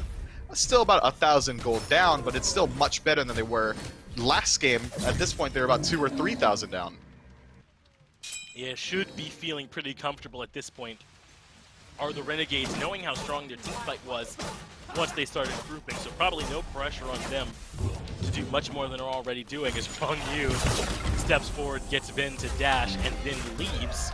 Jake jumps in as well, but not particularly looking to get aggressive. The Sanguine have a big grouping here in mid. Wrong Yu, Shinto, Panatom, and even Yarkor lurking, but Yarkor leaves, so it just comes back to the mid 3v3. And so, Myth, I suppose it's fair to start talking about how this late-game teamfight might change, or even the mid to late-game teamfights change with Yarkor on this Cthulhu as opposed to Camouflage. I think it's going to change the identity of this draft just ever so slightly away from that dive draft that we saw, but hold on a moment. Jake going into the Draconic Corruption, forced to use it off a small dive from Sanguine, but it seems like it's going to fizzle out here. I think that with this Cthulhu, it's going to make it a lot more one-trick in how Sanguine are going to look to play around these late-game team fights, which fits their identity. Now, it's going to be up to Yarkor to initiate with a dash, immediately go into the Descent of Madness, and target out at least one person on the side of Renegades. Lazarus, in particular, is going to have a very hard time escaping out of this Cthulhu's range, constantly being knocked up with follow-up from Panatom, a Root, or even Shinto throwing out the Grasp of Death. I think it's going to be much easier for Sanguine to stay grouped up, which should fit their playstyle. It does, and they'll be playing around this big sentinel in Yarkor on the Cthulhu, which should certainly make things more at home for Sanguine. I'm not saying this is a team that can't do that dive we saw, but I think they might have been trying to run before they can walk in terms of that early game aggression. I hope they continue to go back to that in the future, even though we didn't see quite as much of it here today. So about 1,000 gold that Sanguine are ahead right now. Really not by much at all. The experience leads kind of a bit back and forth. Shinto with a small lead over Ven, a small lead for Wrong Yu over Jake, but also a small lead for Bara over Netrioid. So this one still feels basically tied for me at this point. I know we're still early enough to where this small lead can matter, but no one really trying to force it or press the lead. So Renegades are comfortably just farming, and remember, since they're up 1-0 here in the set, it puts so much more of this pressure on the Sanguine to start the backslide they've been in lately, and to catch back up to PK, who have taken that third place spot. It does, and now we're starting to see the first real grouping of the game. Panatom caught out, trying to pick up the Oracle, surrounded by 4, is going to lose his life to Barracuda. A nice pick, and it's exactly where it happened last time. Gold free around that 12-minute mark. It's going to be Renegades starting up. Metroid's here, though, to try and slow it down, but they drop the objective quickly for the fight instead. It's Jake that goes in first. But Sanguine do enough there. Sure, they lose Panatom, but because they only lose Panatom, that's really not as bad as it could have been. Renegades are posturing around the Fury, but elect, even with maybe having a lot of damage on their side, not trying to contest it in front of Sanguine. Yeah, I think with Ven's ultimate being down, Renegades don't really have any way to reliably confirm the objective, so instead of taking that 50-50 situation where Netroid could have gone up into the air and potentially sold away, or Wrong Yu with a boulder over a wall, having a little bit more damage output than anyone on the side of Renegades can do all at once. Instead, small win, we pick up the Oracles, get the little bit of vision on our side of the map, pick up a pick as well. Let's go ahead and back it up and continue playing our game. And Renegades is a team in particular that is very comfortable with a slow-paced game. It was earlier this week that we got to see them drag one out to 65 minutes. I'm sure they're absolutely fine taking as long as they need to find a safe win. Take a look at Ven's build. He is elected to go for this Breastplate of Valor again. Now, this is something we see, Aphrodite's or Hell's pick up, but how do you like it for Thoth? He's got the flat pin already, and there is more magic damage to worry about this time with Yarkor on Cthulhu. It's interesting because the identity of dive comp still kind of rests with Sanguine in that they have a Hercules and an Erlang Shen. Thoth being this slightly immobile mage, only the evade and punish available to get him out of these sticky situations. If Panatom is able to close gap, it would be absolutely devastating. So that layer of defense is going to be nice. And the additional CDR is going to make it a lot easier for him to continually put out poke, the additional mana, helping him out with his mana sustain as well. I'd like the item, but I don't think I would have built it so early on. I think if you could afford it to wait maybe 1 or 2 more slots, because we haven't really seen Sanguine go for these team fights just yet. Had he decided to go for a little bit more damage earlier on in the build, maybe a Chronos Pendant if he's worried about the CDR or additional penetration, Spear of Desolation, something along those lines, he would be able to find a lot more poke in lane using the extended range of thought and then move themselves into an objective. Man, full CDR on Thoth does feel good, though, don't it? I mean, he's at that 40% with Breastplate cooldown and Mage's Blessing here, so perhaps that's part of the appeal. It feels as though you are constantly putting out poke damage when your CDR is this high, but look at Renegades. They're starting to make a bit of a group thing over near gold, but they are not starting it up. Lazarus puts out some poke, Jake establishing a front line. But it looks like Renegades don't want to stick around too much. They'll start up the Oracles. Variety way ahead of Yarkor at this point in terms of the 5-on-4. And Yarkor does not have teleport available. Just doesn't matter though. Renegades head over to the Fury Pit, think about it, grab Oracles, but decide they don't really want to force anything. Kind of reminded me of one of those OG mid-camp fights we used to see, but Rongyu wants to bring it to him. Dives into the tower with a blink, but isn't quite able to find anything. And Jake went all the way forward, but in the backline looking for more damage is Lazarus. He used the Aegis, but Yarkor continuing to push up. Venenu, I think, put the final judge on the Panatom and then the Hieroglyphic Assault. And that's enough for the first kill to fight Yarkor low as well. Variety comes in, but great disruption from Rongyu with the driving strike. Means Rongyu has to stop, and now the snipes coming out from Netrioid. That does get the Aegis out from Terra, but I don't know if there was a ton of opportunity there for kill. Bear is low, so maybe so, but either way, that relic saved his life.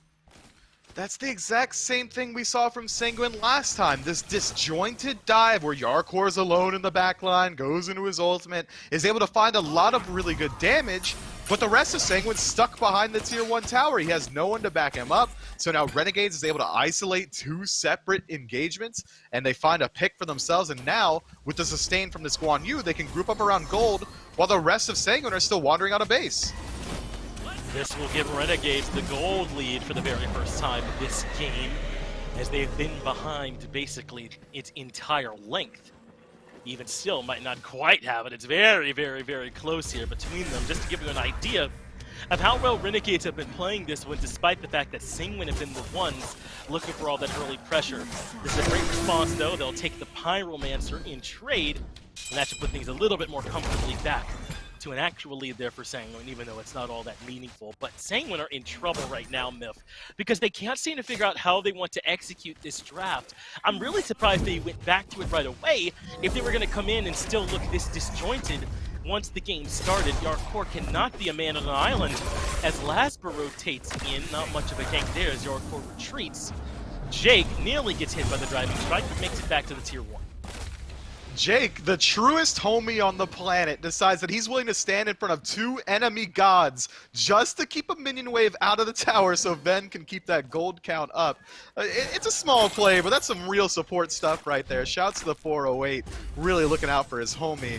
I'm worried about Sanguine, and I'm worried about them greatly because that was a fight that I would expect them to be favored in. Rongyu blinks in immediately in the tier 1 tower, finds the pool, but can't quite find a driving strike on the tail end. It felt like he wanted to keep moving forward, which I'm assuming was what the communications are going for. So Yarkor dives into the tier 2 essentially all alone, and then from there, Panatom, Shinto, and Netrioid, the whole of the damage output from Sanguine, are completely zoned off because Jake is in the Draconic Corruption, standing between them and their front line. Again, it's just that disjointed play style that I think that they can certainly clean up mid-game. I don't think it's something that's going to be indicative of how the rest of the match is going to go, but this Cthulhu is going to need to play around the core of his backline if they want to get value out of his ultimates. They need to make sure they're there following up, or else he's just up there knocking people up for not a whole lot of value. Still immensely close this one, though, and even though Sanguine have stumbled in a few of these fights, it's certainly possible for them to just get right back to their old Sanguine ways and turn this one around in the late game, not out of reach by any means. It's just that Renegades are playing well as a unit right now. They know where they want to be in these team fights. They know what their responsibilities are, and everyone's there following up as another series of backs have come out from Renegades.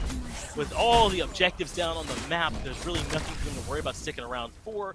They'll be coming out with Heartseeker for Lasbra, Breastplate for Variety, Atalantas, and more for Bera.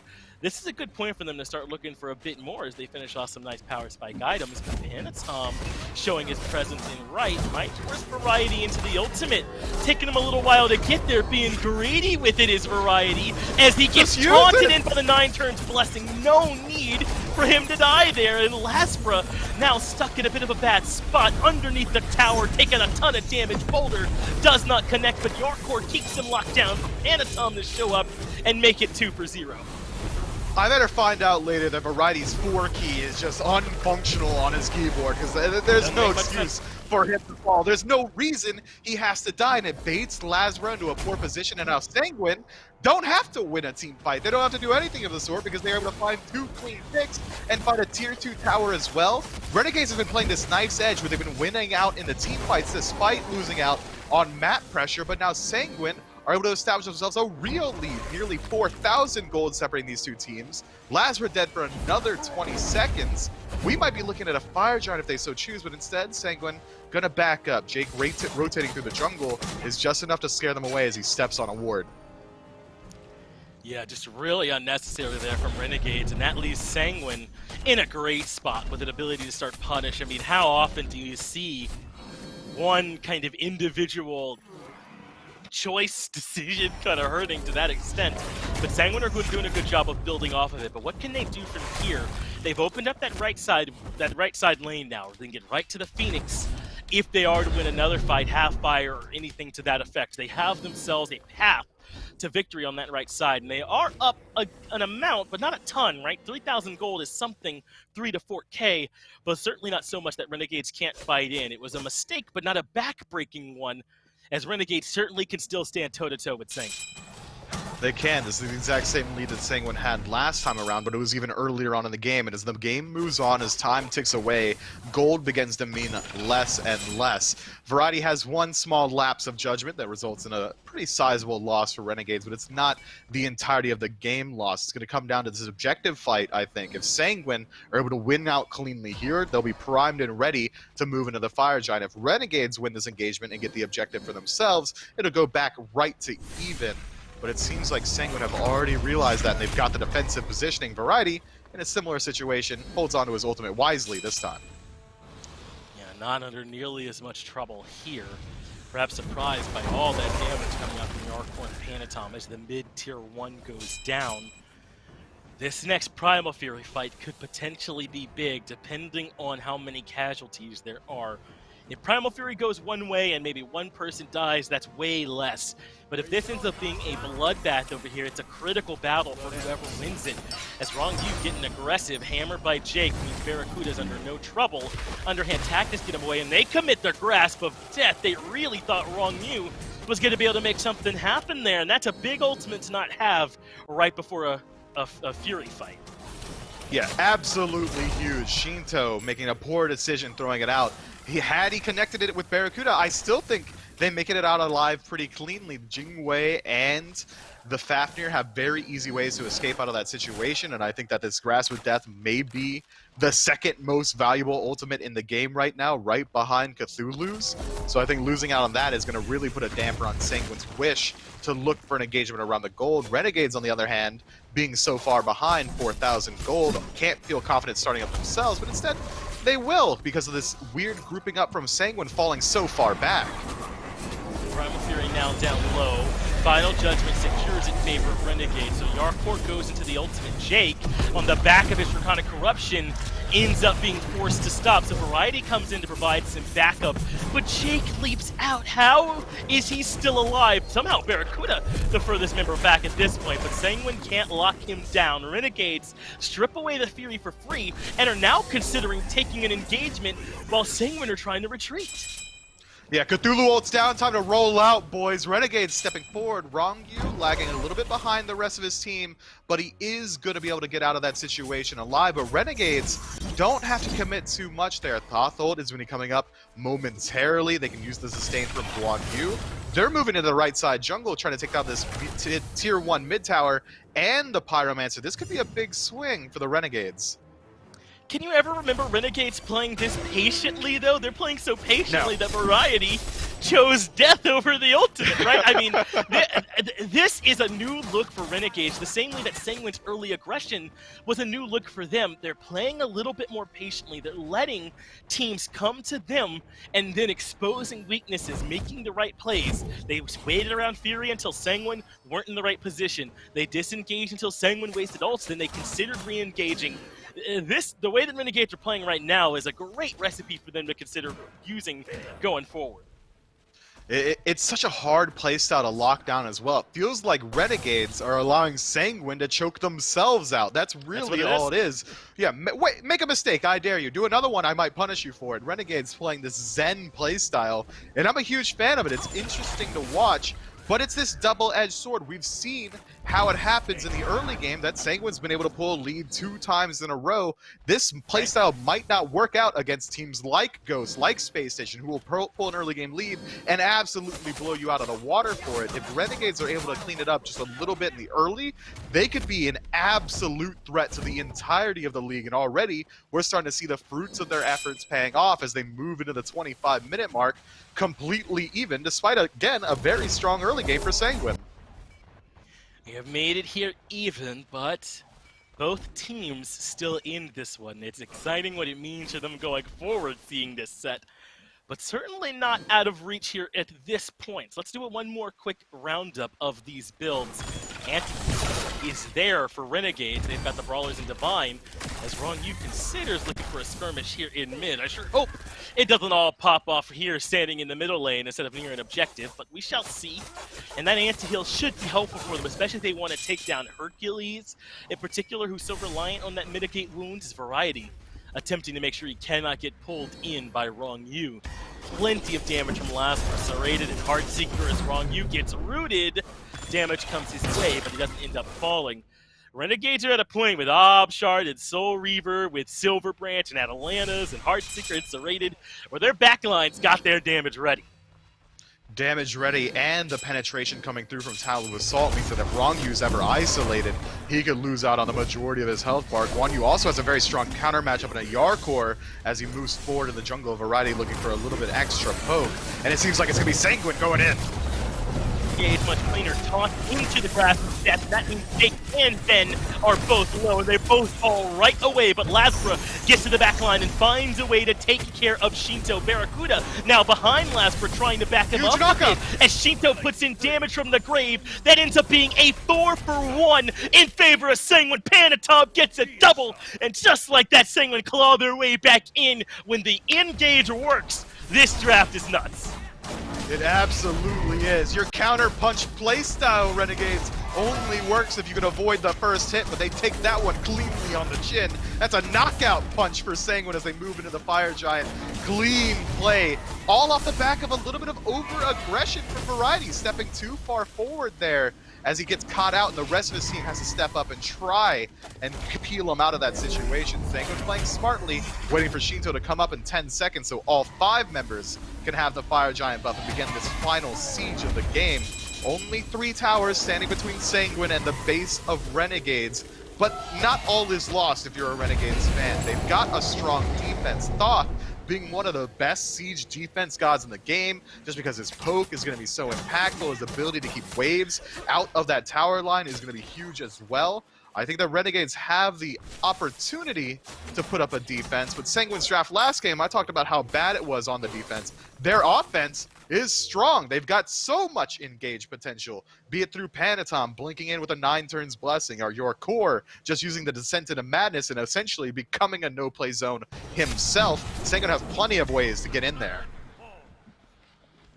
Renegades gotta make sure they're being a little bit more careful. Right when we started talking about this patience from them, they end up getting a little bit antsy and stepping too far forward before that team fight started up.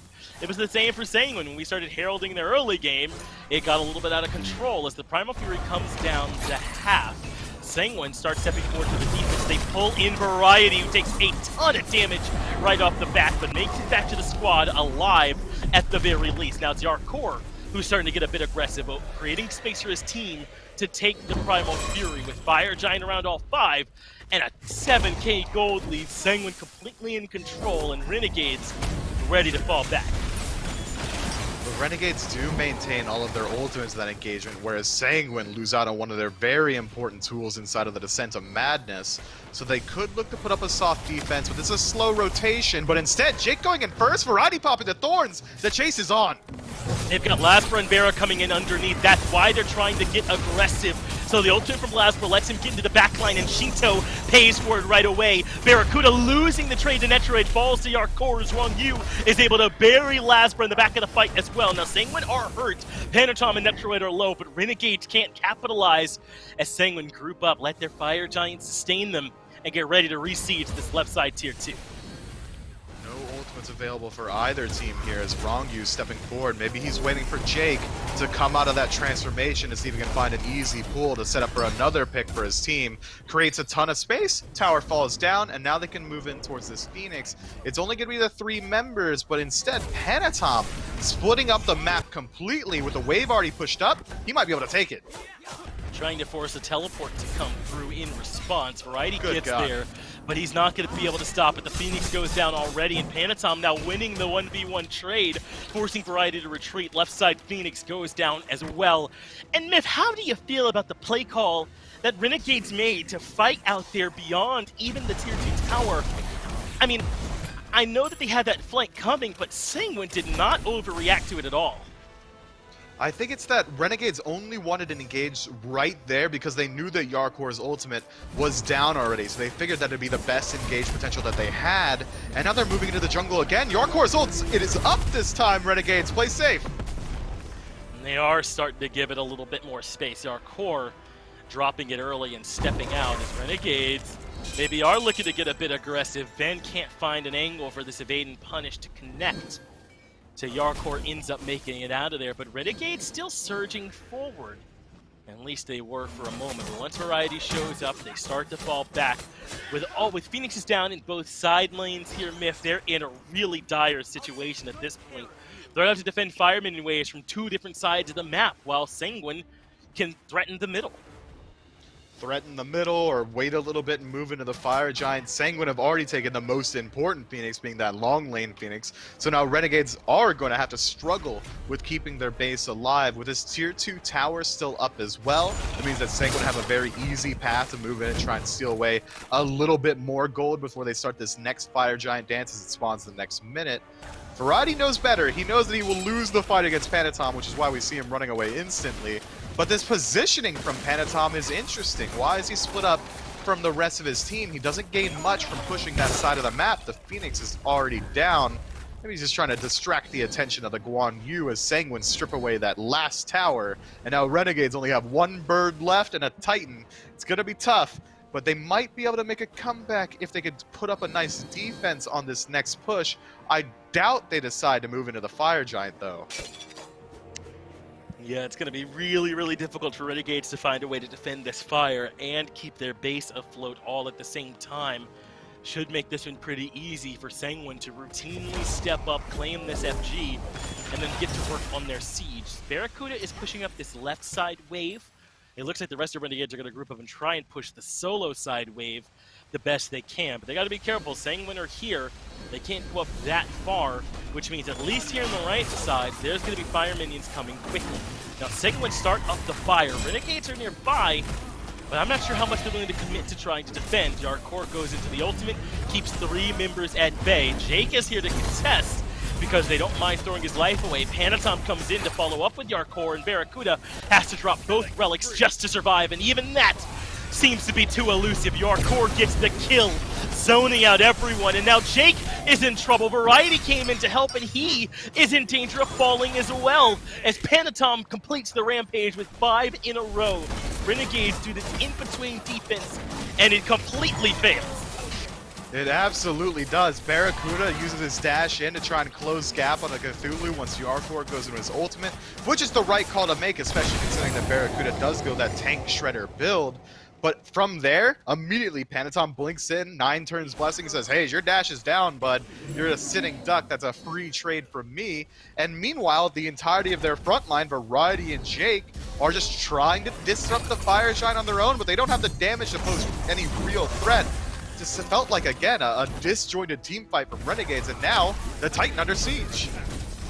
Sanguine moving in, trying to drag us to a game 3. Last result gets into the backline, but Panatom and Shinto have the answer. 34.5 minutes in, and Sanguine find their response to Renegades, essentially running back the same comp, just changing out the Kamizato or the Cthulhu, and it seemed to make the difference. That's all it needed. I mean, it might not even just been the comp change. A little bit of execution on the field was cleaner from Sanguine. Just one misplay from Renegades. When you're playing this style of this reactive, I'm going to do whatever it is to make sure that we're not losing instead of going for aggressive plays on our own, they fell behind naturally throughout the course of the game. One misplay results in a Fire Giant, a 3-man kill, and Sanguine absolutely blow it open from there. I think that Renegades have come up with something that can work for them in the future, but I want to see them refine it a little bit, and just because you are playing this reactionary style doesn't mean you can't be proactive at least a couple times on the map. Ends up hurting them. A couple of unnecessary, unforced errors, it feels like, hurts Renegades there, and Sanguine capitalize perfectly. That means we're on to a game number 3. A few minutes break, and we'll be right back.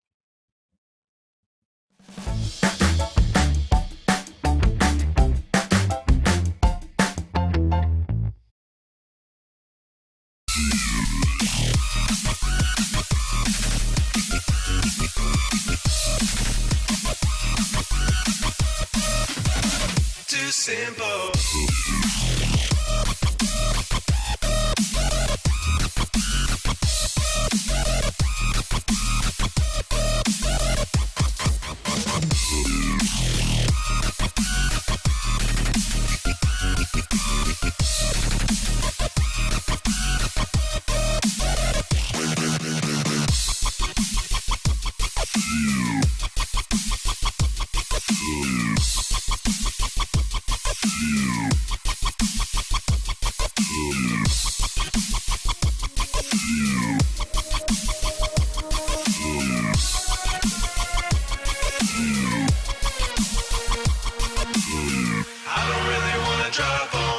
As soon as I arrive home, yeah, I moved on. Some things in life are too simple.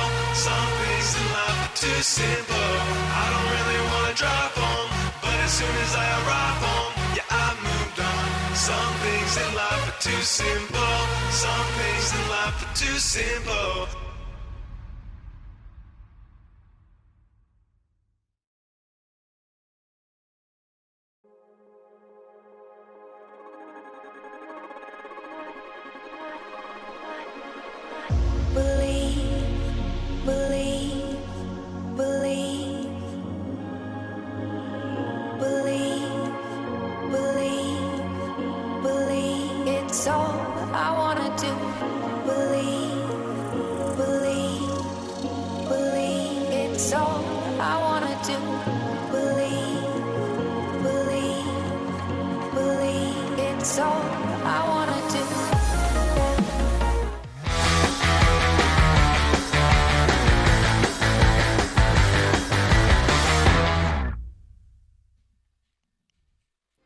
Welcome back, everyone, here to the SMITE Pro League as we get a nice double-decker, 3 games in both sets guaranteed here. Aggro, you're with me still on the desk as we look through this one.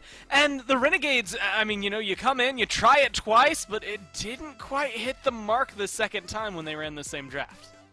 No, it usually doesn't against very good teams. You can beat them one time, but trying to run back the exact same comp, in my mind, is always really ambitious, even when you end up winning. And exactly what we thought might happen ends up happening, at least what I thought was going to happen, which was Yarkor is likely to go off in this game on this Cthulhu and fix all of the problems that we thought Sanguine really had in their last game.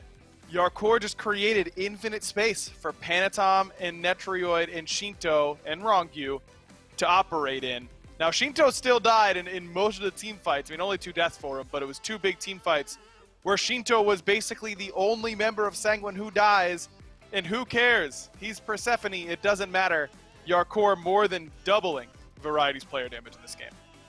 Yeah, I mean, you had called for it to very simply be a one-man shuffle, right? Hey, the Kamizats didn't work too well. It didn't get Yarkor doing what he needed to. give them something a little tankier. And they did exactly that, and then they played it the exact way. Almost like you have been watching the game for a little while, Aggro. You saw the way things were going to go, and it allowed a lot to go right for them, although a little bit of it bought off by Panatom here at the very beginning. I mean, Cthulhu can do so much, but this Erlong treated them well as well. Panatom had a much better game number 2, and I don't think it's a coincidence. It's because he has a lot more opportunities to get into the back line safely. I mean, every single clip of these, except for the one in duo lane, is Panatom next to Yarkor doing damage with Yarkor on the same targets that Yarkor is on this Cthulhu. Look, a lot of people are picking this Cthulhu still, but very few are looking as good on it as Yarkor is, man. He just looks so much more comfortable and so much more potent on this god compared to basically every other solo laner in the entire league. I think the only other solo laner that has been able to run Cthulhu to some mixed success, especially given the grand scheme of Phase 2, has been fine. Okay, Yarkor is just the only one who consistently goes to it and looks really good when he does. And so maybe something the Renegades are going to have to factor into game number 3. And that's maybe where the conversation takes that turn to now. They run the same comp in game 2 as in game 1. I'll admit, in game 1, it kind of feels like they get lucky in the lucky break there when things turn around with, you know, Bera as well as Jake being able to find a good kind of turnaround fight around that Gold Fury. Game 2, they don't get the lucky break. So now as we go into game 3, what kind of things can the Renegades change that are similar to what Sanguine changed to maybe open up this game for them? Yeah, it's a good question. I mean, in my mind, Renegades are trying to execute these team fight compositions. They're playing early games very slowly and then trying to group up and win that way. And I think that their picks can do that. I think if I'm on Renegades, I'm switching up my ban strategy because so far it's been double ban Yarkor and then ban the Yemoja. At the end of the day, he's probably going to get Cthulhu unless Renegades want to go Arthur, Ama, Yemoja, or Cthulhu, Ama, Yemoja. Basically, you can insert Cthulhu for any one of those solo laners, and then you top 2 the other solo laner you leave open between Arthur, Ama, and Cthulhu in order to get that for variety, and again, keep Yarkor off of some of those picks that we were just talking about for him. Maybe that's the adjustment that I would make. Otherwise, you kind of have to accept that Yarkor is going to be an impact player in this set. And if that's the case, then you've got to try and make some changes elsewhere in your draft to keep Panatom off of this Erlong if you want, though he had a pretty rough game 1. I don't know. To be honest, Gore, I think Renegades are at a tough spot in almost every single picks and bans they do because they haven't shown the ability to play Yemoja, and they clearly don't think that Persephone is the right fit for them as they've passed on it 2 games in a row. And when your mid player isn't playing the one of the best mids in the game, and when your support player is not playing the best support in the game, your picks and bans get harder. And that's just the way it goes. And honestly, the way we're noticing it, specifically to highlight maybe some of the solo problems, we're also in a game where both junglers, while they might pick Nemesis occasionally, have not performed maybe the best on her. And so they don't typically go back to that. And now I'm kind of curious, because I was looking down there, both of these teams have Nim banned in their top 6, but it's not really something that comes up too often when we're talking about Panatom, unless we're mentioning it in maybe a negative light.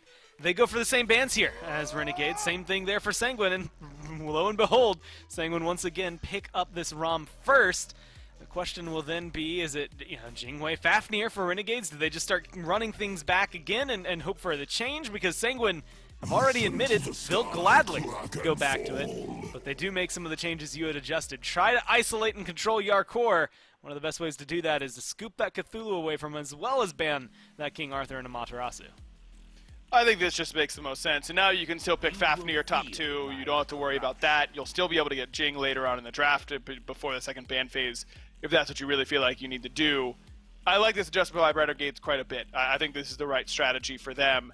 Now, if you're Sanguine, I think you're still going Persephone here for Shinto. You could still go Hebo, though. Hebo is open and has been a comfort pick for Shinto in the past. Can also go Thoth for him if you like.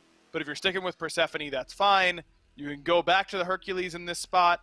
You can pick something else for Yarkor, which is probably what I would think to do. If you're going to pick something like Cerberus here, then it means that Hercules is probably going to get banned. Going with the Hercules means I'd expect Renegades to go with the very similar bans to what they did in Game 1, which is Cerberus, and then +1 for whatever they think Yarkor might go to next, probably Wukong. You know, Sanguine have been able to get a lot of Persephone just this week. I mean, this set every game, but I feel like they got her a lot a couple days ago as well. And it's starting to make me look. I mean, you know, after this, I'm thinking she might even be able to jump up into their top 5, considering how often they've been able to get her. And it's kind of interesting to see how one of the most banned gods that we've had all year has now also then become maybe one team's most played. But Renegades are making a little bit of an adjustment. Things that have worked well for them in the past. Fafnir, yes. The Ratatosker, absolutely. And now they pick that before it can get banned away from them.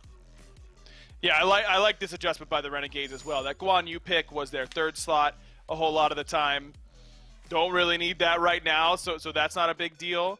Very surprised to see Renegades not ban the Cerberus. I mean, the Camazotz, Yarkor showed his propensity towards that earlier on.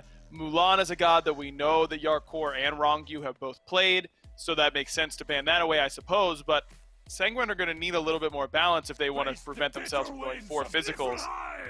I think Cerberus was the right ban at some point there for Renegades. Well, it's been treating Zapman pretty well, and Jingwei is now off the table, so Heimdall seems to be the call here for Renegades. Although, maybe it's still in a unique position that they could throw it mid if they really, really wanted to confuse everybody.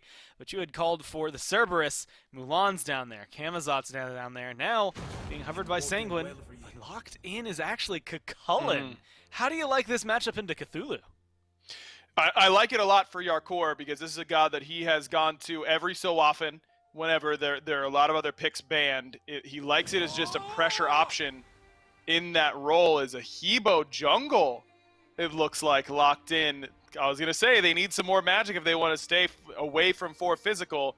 They do, but it's not in solo lane like I anticipated. It's in the jungle. It's an interesting selection.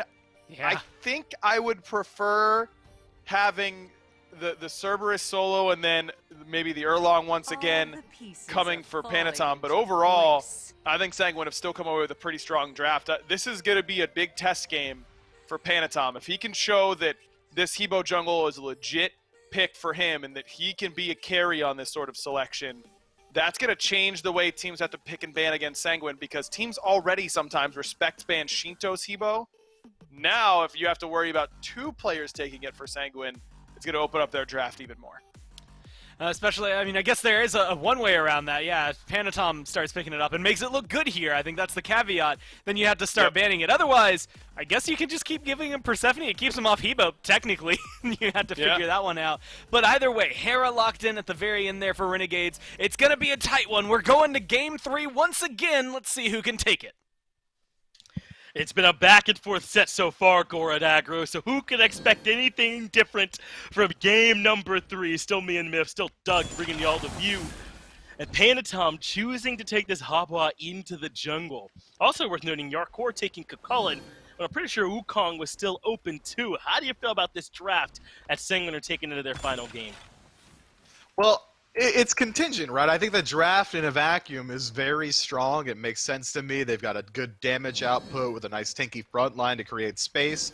But the question mark is, I'm pretty sure this is the first time we're seeing Panatom's Hebo in the SPL, and Hebo jungle is a much different beast than Hebo in the mid lane. You're gonna have to struggle for every single bit of farm. You have to get the constant struggle of a jungler, not only losing farm to sometimes your own team clearing it out, but also the potential for invades. And I think that recently we've seen that Panatom's jungle playstyle has been kind of leaning a little bit more so towards these early game pressure picks, Susano, Erlong Shen, things like that, whereas Hebo is about as far removed from that style as you could be. I think it's going to be very important that we keep our eyes on the god of the Yellow River. I'm very excited to see how Panatom tries to play this. He and Shinto have a ton of burst damage potential. Lazarus securing his own red, it seems, without Venenu for this one, as they gave Ven the speed buff at the start, and Lazarus the red. An interesting distribution of those buffs.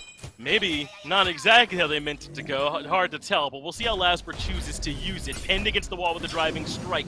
Rolling in is Netroid, catching him out, but no slows at the Astro Arrow. One connects, and Netroid hits every single shot. At least this way, Ven gets to hold on to speed, I suppose. I think had Lazarus decided to just walk straight there, he would have got out of that situation alive, but he's worried about the Astro Arrow coming through the wall. But Netroid was out of him, so maybe a slight misplay that could have resulted in a nice lead for the Renegades. Instead, gonna give Sanguine first blood. And Netroid is a beast, by the way. You don't want this man pulling ahead from the rip inside of his lane. But this time around, I think that the Renegades are trying to bring a bit more of their own pressure. Barracuda making the adjustment to this Heimdall off the Jing Wei means that he's going to be able to fight in a lot earlier on, despite Rongyu reprising this Hercules performance. Yeah, I'm a bit scared for Barracuda, honestly, with Rongyu back on this Hercules pick, because the Jing Wei had that added safety up against Rongyu to the point where it was giving him one less viable target with that displacement. Now, Heimdall obviously does have the Bifrost, but he could be repositioned by the driving strike and taken out of it. Hebo can knock him up. They have these options to try and limit when he's able to escape with that Bifrost. So as long as Bear's positioning is impeccable, and he uses that too, you know, to avoid getting knocked up, then he's okay. But I do worry that maybe he's made Rongyu's life a bit easier.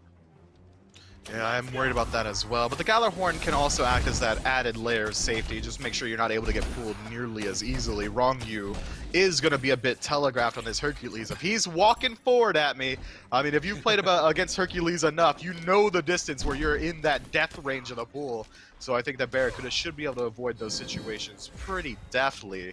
I'm worried about how well Lazarus going to be able to make up this deficit. He's already caught up to Panatom and XP. That interesting jungle path leaves a lot of it open, so even though he does fall early on, he's able to just come right on out of base to clear out a little bit of the jungle and make sure he doesn't fall too far behind. And it seems like he's going to be going for an early on Chile, I'm thinking, with this build slot coming through from Lazarus, which was going to give him a very strong counter matchup into Panatom if they do decide to scrap it out in the jungle a little bit. Yeah, we've seen the Anquile picked up against these Habois to try and give you the opportunity to interrupt their combos with that silence pulsing out. So I'm right there with you. I think it's what Lazarus getting. It also has that CDR, which is great for these Ratatats who just want to get the abilities off as often as possible, so wouldn't be surprised if that's the route he goes. And I feel like Lazarus, especially against Panatom on the Habois, has some impetus. He's got the onus to make sure that he's out there getting active with this Ratatosker ultimate right away. He's got a lot of decent targets to pick from too if he wants to try and bully Netroid or maybe try and catch Shinto out. He's got some options to look to be aggressive with this Rat. Yeah, even Yarkor can't feel safe on the Skakullen if he gets caught out by the knockup. Cthulhu is going to have a huge CC center, but Panatom making an early rotation over here. No dash available for Variety. Not going to make the same mistake as last time, instantly hitting that 4 key to get himself out of that situation. But I agree with your analysis completely there, Finch. And it's interesting that Renegades decided to put him on this pressure pick, Lazarus that is, because it's so counter to the playstyle that we got to see in the first 2 games of the set. But now more than ever, we're going to need the Renegades to get proactive in the early game because Lazarus is certainly going to get outscaled come late game by a Hebo. There's the push onto Jake from Rongyu. I do want to say we don't quite give Rat enough credit for how good he is at counter-initiating now that you bring up that patient playstyle we've seen from Renegades. We have seen Rats play in that style. And I'm not saying that it can't work, but I do think that you're getting a little bit less than optimal out of your Rat pick when you play that way, since he is so good at being the aggressor and starting fights on his own terms. We'll see if Renegades adjust to that playstyle or keep things the way that we've seen them so far as the hammer from Jake misses. Rongyu stops moving to let him know he missed. Can't quite collect him over that wall, though. The geometry of the map prevents him from pulling Jake in, and they end up just walking away. Yeah, I'm keeping my eyes on Lazarus wholeheartedly. I want him to get involved very early on. Interesting that he hasn't quite been able to finish up that Acorn just yet. He's a little bit behind the traditional power spike you would see from Ratatasker, usually finishing that up around the 3.5-4 minute mark. He does now, and it's going to be the Thistlethorn Acorn helping out with that Acorn Blast, making it much easier to find those stuns once he does decide to get involved inside these lanes. But normally the counter to a Hebo jungle is putting all of your pressure into the enemy jungle. Make sure that this Hebo struggles throughout the early game and try and exploit the fact if Crushing Wave goes down, all of a sudden he's going to have a lot less safety. But Panatom, instead of going for that traditional blink relic that you would see out of a jungler, goes for the beads, making it a little bit hard to put the pressure on him, which tells me that Sanguine want this to be a long game. They want to take it as far out as they can and allow Panatom to freefall.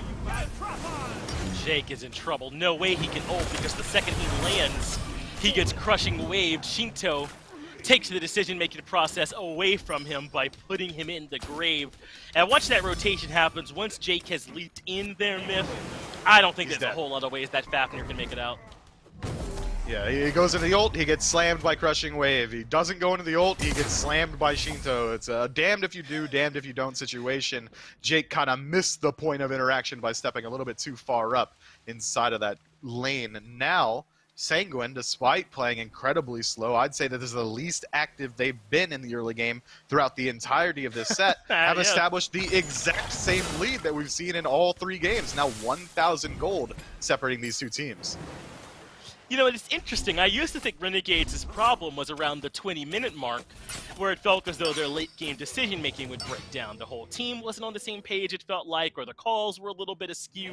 But now it feels like this new sort of thing that's opening up for Renegades is that they're behind a lot. It might just be because they're playing against this new Sanguine with a renewed focus on early, or it might be something that Renegades just have to worry about in general. Oracle Vision does go over to Renegades. Jake and Ben there together to make sure they have that extra bit of vision.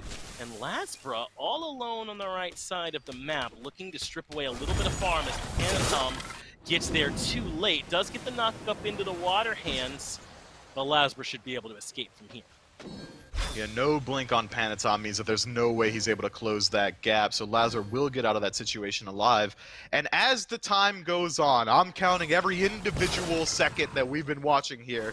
Lazarus not going for a gank, Lazarus not using the ultimate aggressively, I think is a missed opportunity. He's already got the lead. It's time to use it. He's 1 level up over Panatom. He's got the stronger early game.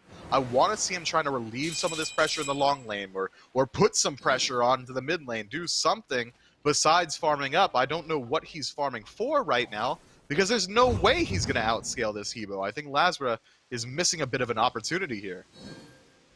Yeah, it does seem as though he's leaving something on the table here, right? I mean, the ult's going to come back up later. It's just a missed chance where he couldn't have gotten it earlier. Now, it looks like Panatom here a bit early for his buff to defend, as Vin has to use the beads. Remember, Lazarus had to use Blink as well to get away from Panatom earlier. So that's a lot of these relics put onto cooldown by Sanguine, stripping them away from Renegades and trying to open up this map for them a little bit more.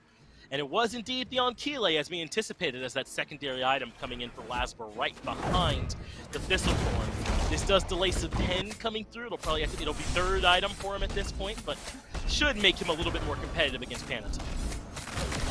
Yeah, I think it's going to help out a lot if they do decide to fight each other in the jungle, but early on Chile, being strong as it is, 50 power, a little bit of CDR, magic defense, is not going to swing that fight in his favor entirely.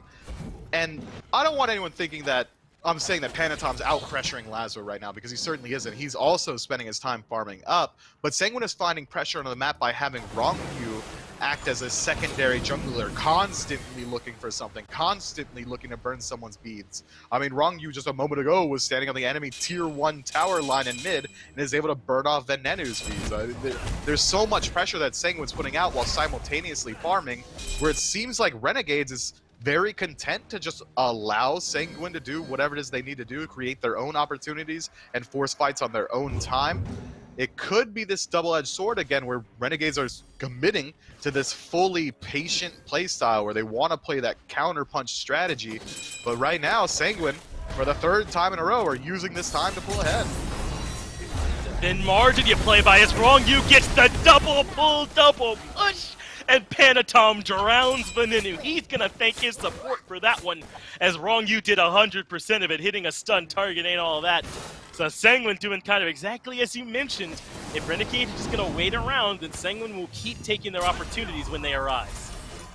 Rongyu's doing all of it. He burned that man's beads, came back, and then burned his life on his own. And now Netroid, this is nuts, bud. This is too much aggression. Panatom in the jungle. I think he blinked over the wall there. He doesn't have blink. He just walked through the lane. Had he decided to just hang out in the jungle and play around that Bifrost, he may have been able to catch out Barracuda, but that's just it again. Sanguine keeps putting pressure on the map, keeps creating opportunities, forcing Renegades to use their resources, and it opens them up to find something else. Now, Rongyu has gotten so much pressure in mid, he's starting to establish a slight lead for his own mid laner. Now, Shinto benefiting with a level up over his opposition. Netroid using this space created by Rongyu playing throughout the mid to go ahead and try and make a dive happen on his side of the map, whereas Renegades again continue to farm for the last 11 minutes and I can only assume is going to be the next 11 minutes. And they're reaping some of the benefits in terms of the build.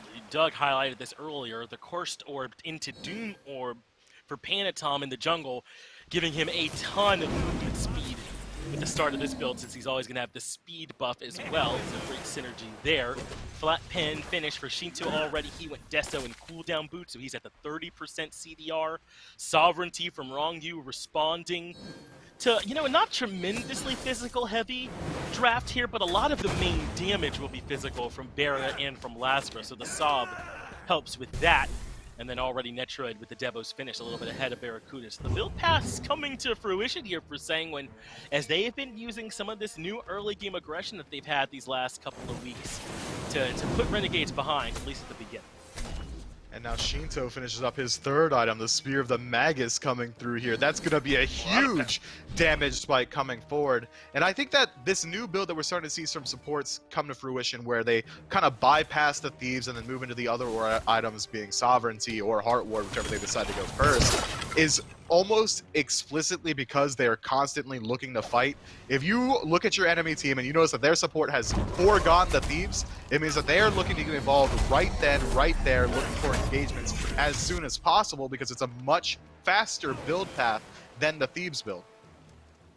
Able to get that Sob online right away, and when it's finished, it's finished. You know, you got the aura protections. Everyone is tankier that's around you right from the get-go, so it feels like a great item if you want to get going right away, especially if you're not going to be spending that much time around waves and getting those assist stacks too. That's another part of what you have to do as a support, is manage and make sure those stacks are coming your way. So one less thing to think about for Rongyu. Now over on the Renegade side, they're finishing some pretty good items too. We already highlighted the Ankile, but Lazarus appears to be delaying Pen even further. He's going into a full-on bruiser build with more health coming here next. I imagine that'll be the sledge in that item. Meanwhile, Venenu's already at 40% CDR with Mage's Blessing, Protoss, Pendant, and Boots. My man is ready to drop Arguses and rock. He is. Man, I'm getting flashbacks to the Season 4 console meta, seeing a Ratatasker go this full bruiser route. That's something that I got to see a fair bit of in the past, and it can certainly work out, but I think that he may have been a little bit better served by a little bit of additional damage in the build this early on, considering how squishy the priority targets of Sanguine are. If you're able to hit Hebo, if you're able to hit this Persephone, they should be able to fall. Rat has fantastic tools to keep track of them, and Persephone jumps out. Dart, you connect it, boom, now they're slowed, and they're taking a bunch of damage. If Crushing Wave is ever down, there's no way that Panatom's going to be able to escape out of any situation that involves Lazarus, especially with this Ankile so early in his build. So you're right, it is going to be the sledge that he finishes up here, so he's absolutely tanky at this point, be it through health and a little bit of defense through the Ankile, but I would imagine we start to see him go a little bit more so towards the damage going forward, potentially a Heartseeker to round out that fourth item slot. Yeah, I wonder what he is considering for the selection. I mean, even Heartseeker would seem to ask for a bit more power in the build. I mean, the truth is, he's got the 40 from the Ankile, power on the sledge as well, so it's not as if he's completely missing out or anything like that. He'll still be able to do some decent damage, as you mentioned, to that squishy backline. Jake considering getting aggressive here in left, but Netroid and Rongyu staying safe.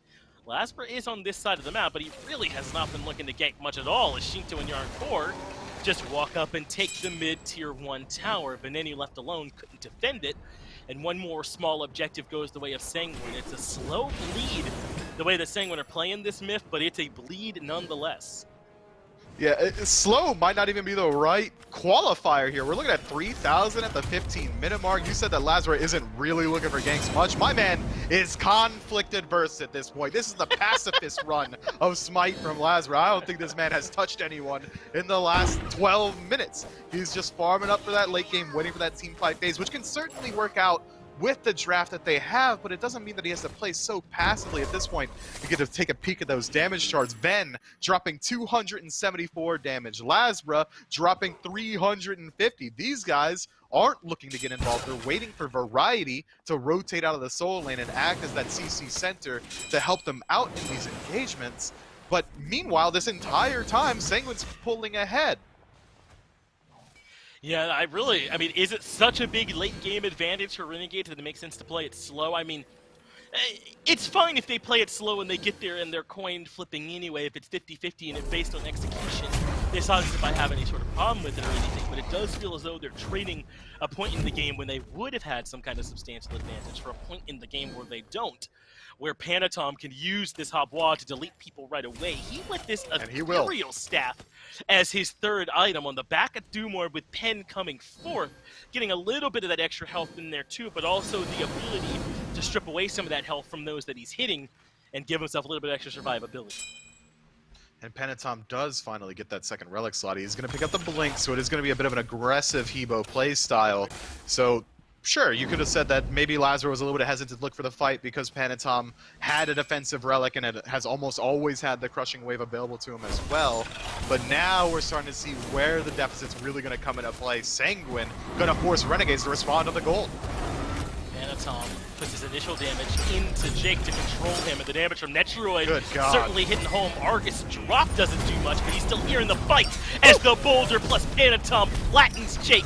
Variety comes to the backline, big knock up from Lazarus. Promised that would have worked 7 minutes ago too as he takes care of the Habois, but Netroid is the one that gets the return kill. It's 2-for-1 in favor of Sanguine, and Variety suddenly done with his big transformation. The Jekyll and Hyde is all Hyde now as Sanguine continue to control the team fight. Variety has nowhere to go. The cooldowns aren't there.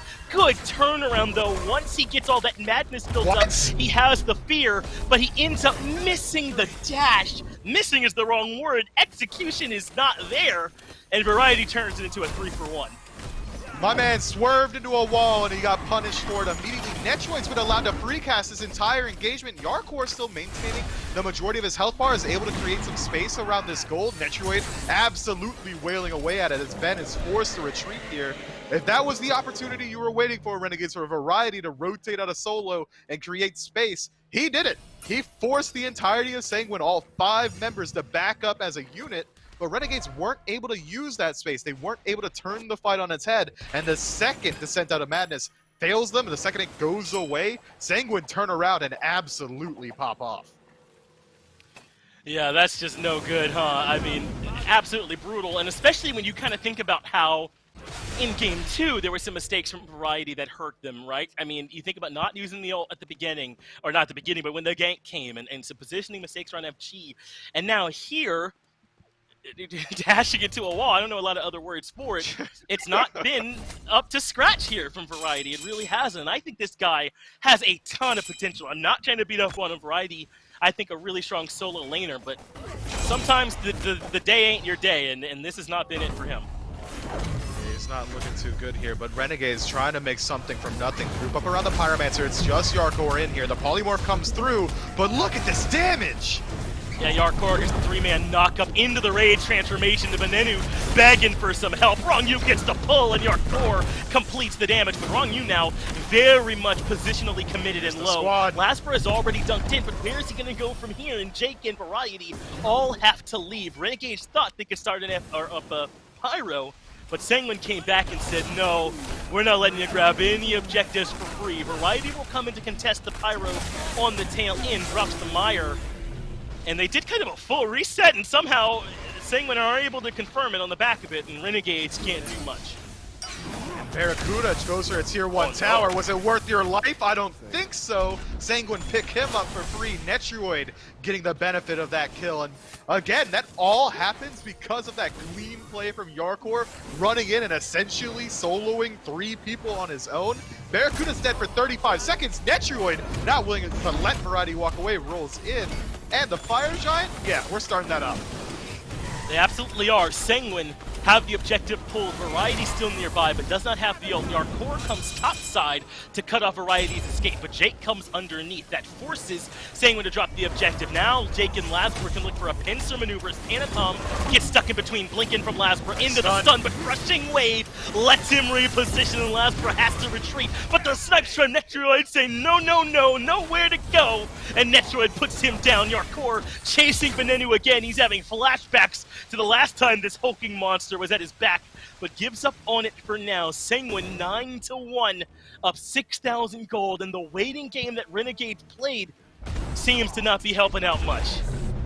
I would say backfired is the proper verbiage there, Finch. I mean, you don't want to wait till the late game when the late game on the enemy team is Persephone, Hebo, Rom, some of the best late game scaling gods in the game, and Sanguine are showing them. You want to wait? Okay, this is our bread and butter. We've been waiting for late game since we've been in the league. We love this, and now they're moving into the Fire Giant with a huge advantage. 6,000 gold, as you highlighted, and now Vision as well. Variety, you're surrounded. Yeah, he might end up even having to ult here. He does, has already popped the Thorn. That is returning some damage, but he's largely alone here. Sanguine looking for the collapse onto Variety, onto the descent into madness, and they get the first kill, but Panatom again in a tough spot, but able to retreat. Yarkor continues his personal vendetta against Venenu, shuts down the Hera. Jake barely making it back to the tier 2 tower sanctuary as Lazarus lurks around the back end of the fight. Sanguine, like they're done with their thoughts about FG, they're going to come right to the tier 2 tower and burn it down for free. Well, Lazarus kind of hovers around the jungle, kind of hoping that he catches Panatom lazy backing. I got some bad news. He pressed the B button to get back to base, and now he's full health, rotating throughout the jungle. Fire Giant, again, getting started up by Sanguine. They realize, okay, we can pick up the tier 2 tower. We've got a lot of time to work with. 10 seconds left on Variety, 15 on Ben. No defense getting put up from the Renegades here. Fire Giant, the first one of the game at 22 minutes, goes the way of Sanguine. Just a real head-scratcher of a set, huh? I mean, or at least its last third game here from Renegades. It feels like the wait-and-see mentality has not been very strong from them, and they weren't sure how to be proactive. And Sanguine, who are only trying to get aggressive in the early game because they thought they had to, are like, okay, we will take a free late game if you'll give it to us, and it's absolutely working for them. They're now up 9,000 gold, and it's going to get worse. There's still 2 tier 2 towers and a tier 1 for them to collect to extend this lead out further. And Panatom surviving narrowly throughout these difficult situations. Shinto and Netroid under almost no threat. Yarkor, wrong, you have been living through with all these defense and mitigation they've got from the Onis. It's just been impressive team fight after impressive team fight for Sanguine. It really has been, but I gotta give credit to Sanguine's team fight to Renegades for allowing them to get to this point, and now they can start to push into these towers. 2 tier 2s gonna fall at the exact same time. 0 defense from Renegades, not even a soft defense to try and force out some of the resources of Sanguine.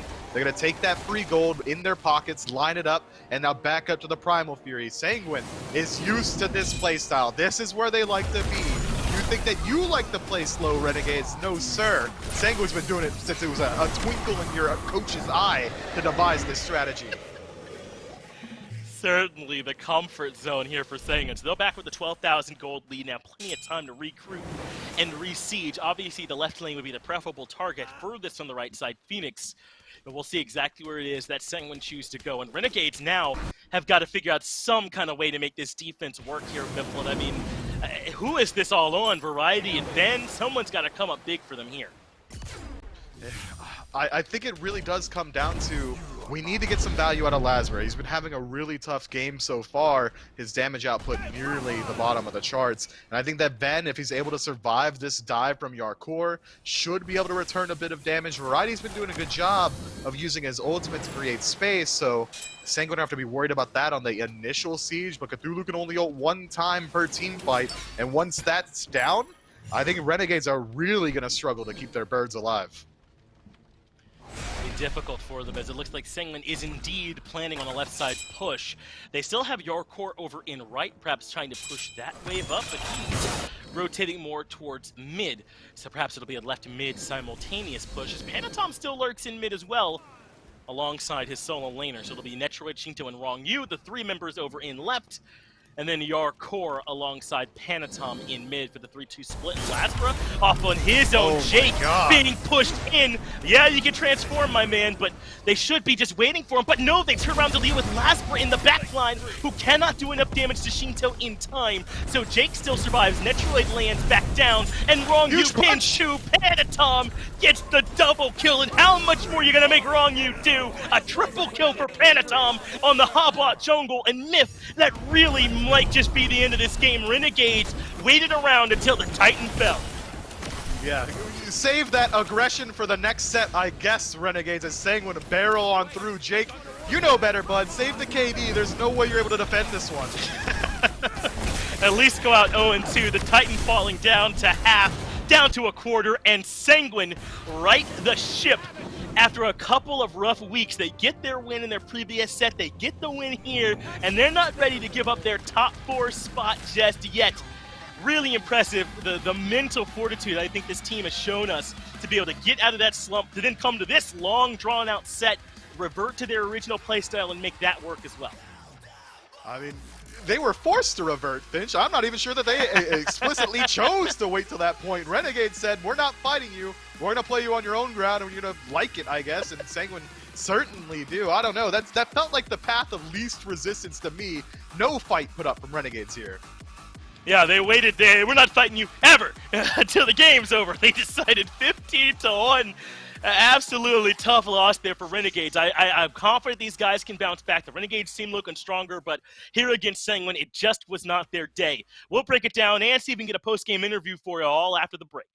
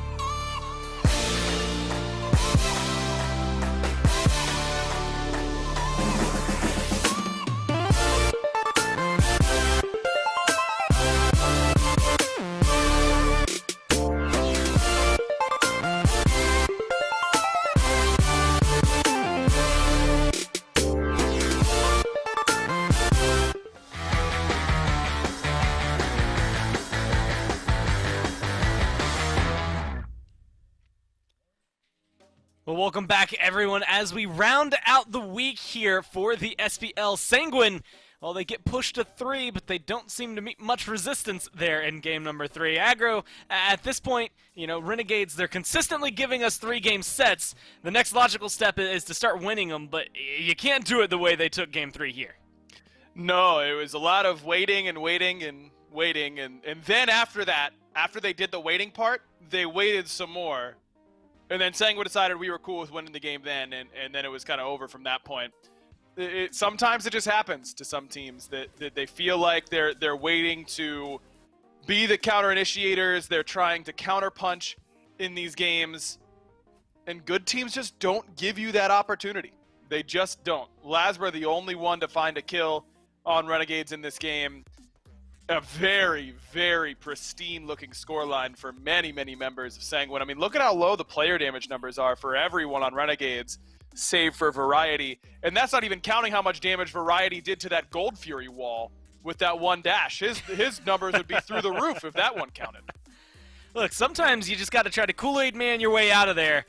Unfortunately, the walls in this game, and look, they come out of nowhere, and every now and then you have to recognize that they will cause you some demise. Let's talk more about Panatom, the feeder on this squad here for Sanguine, the only one who died throughout all of this game. And one of the first times we've gotten to see this Hebo for him in the jungle between him and Netrio, Yarkor, it just felt like you couldn't really escape the damage.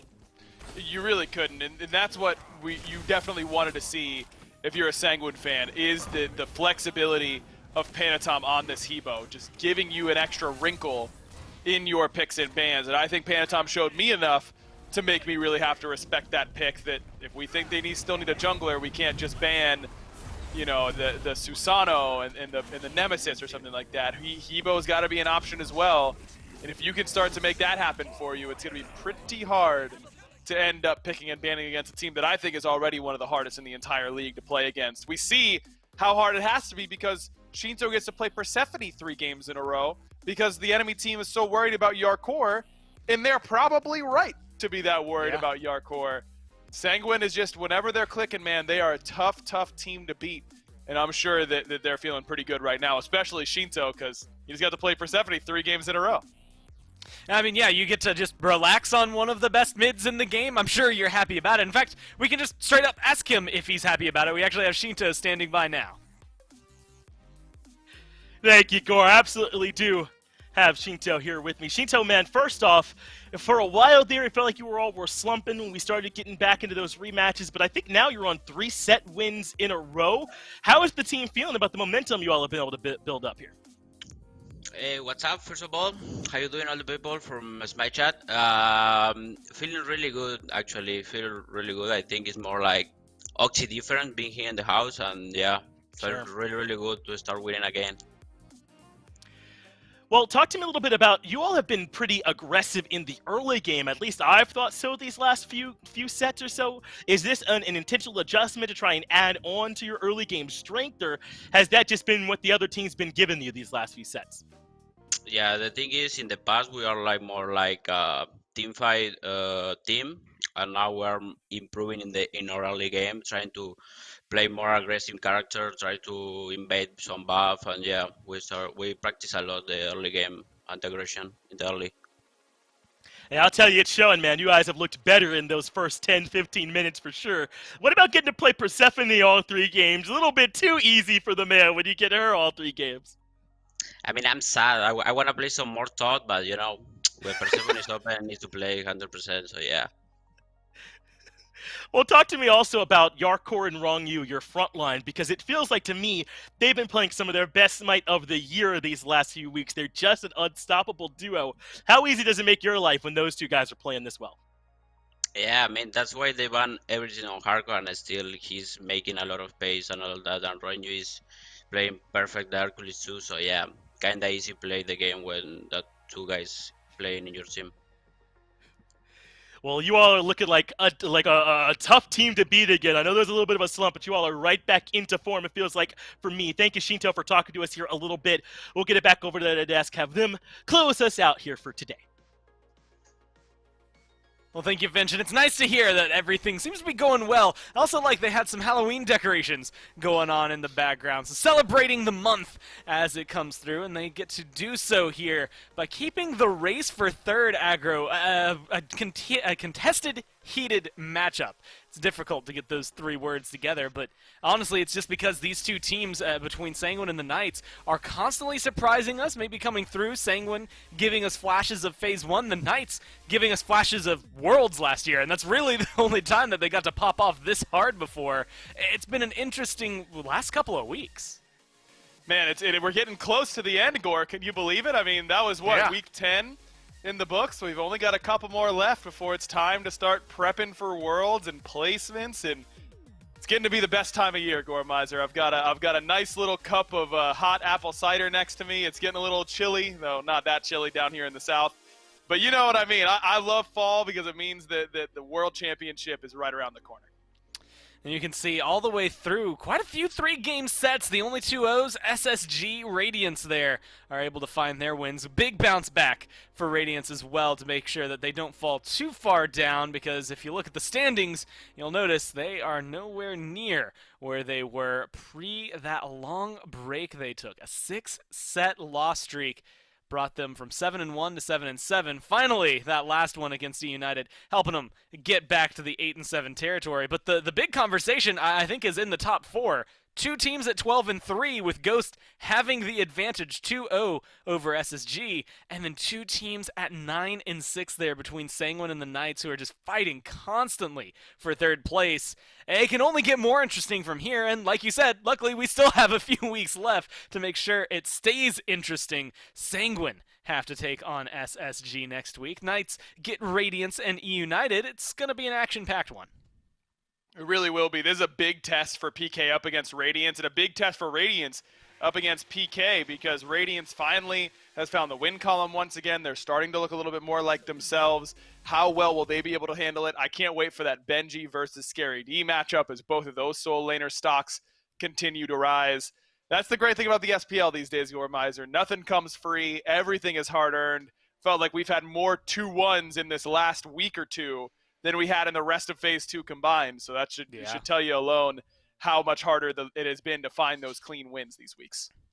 Teams are pushing us to the limit. Some are making leaps and bounds, some positive, some negative overall in the standings. It's just getting more interesting from here, and that means that next week it's going to be just as close. Make sure you're tuning in Friday. We'll see you right here at 3 p.m., the regular start time once again, as we made up all those games. We'll be back for more SPL then.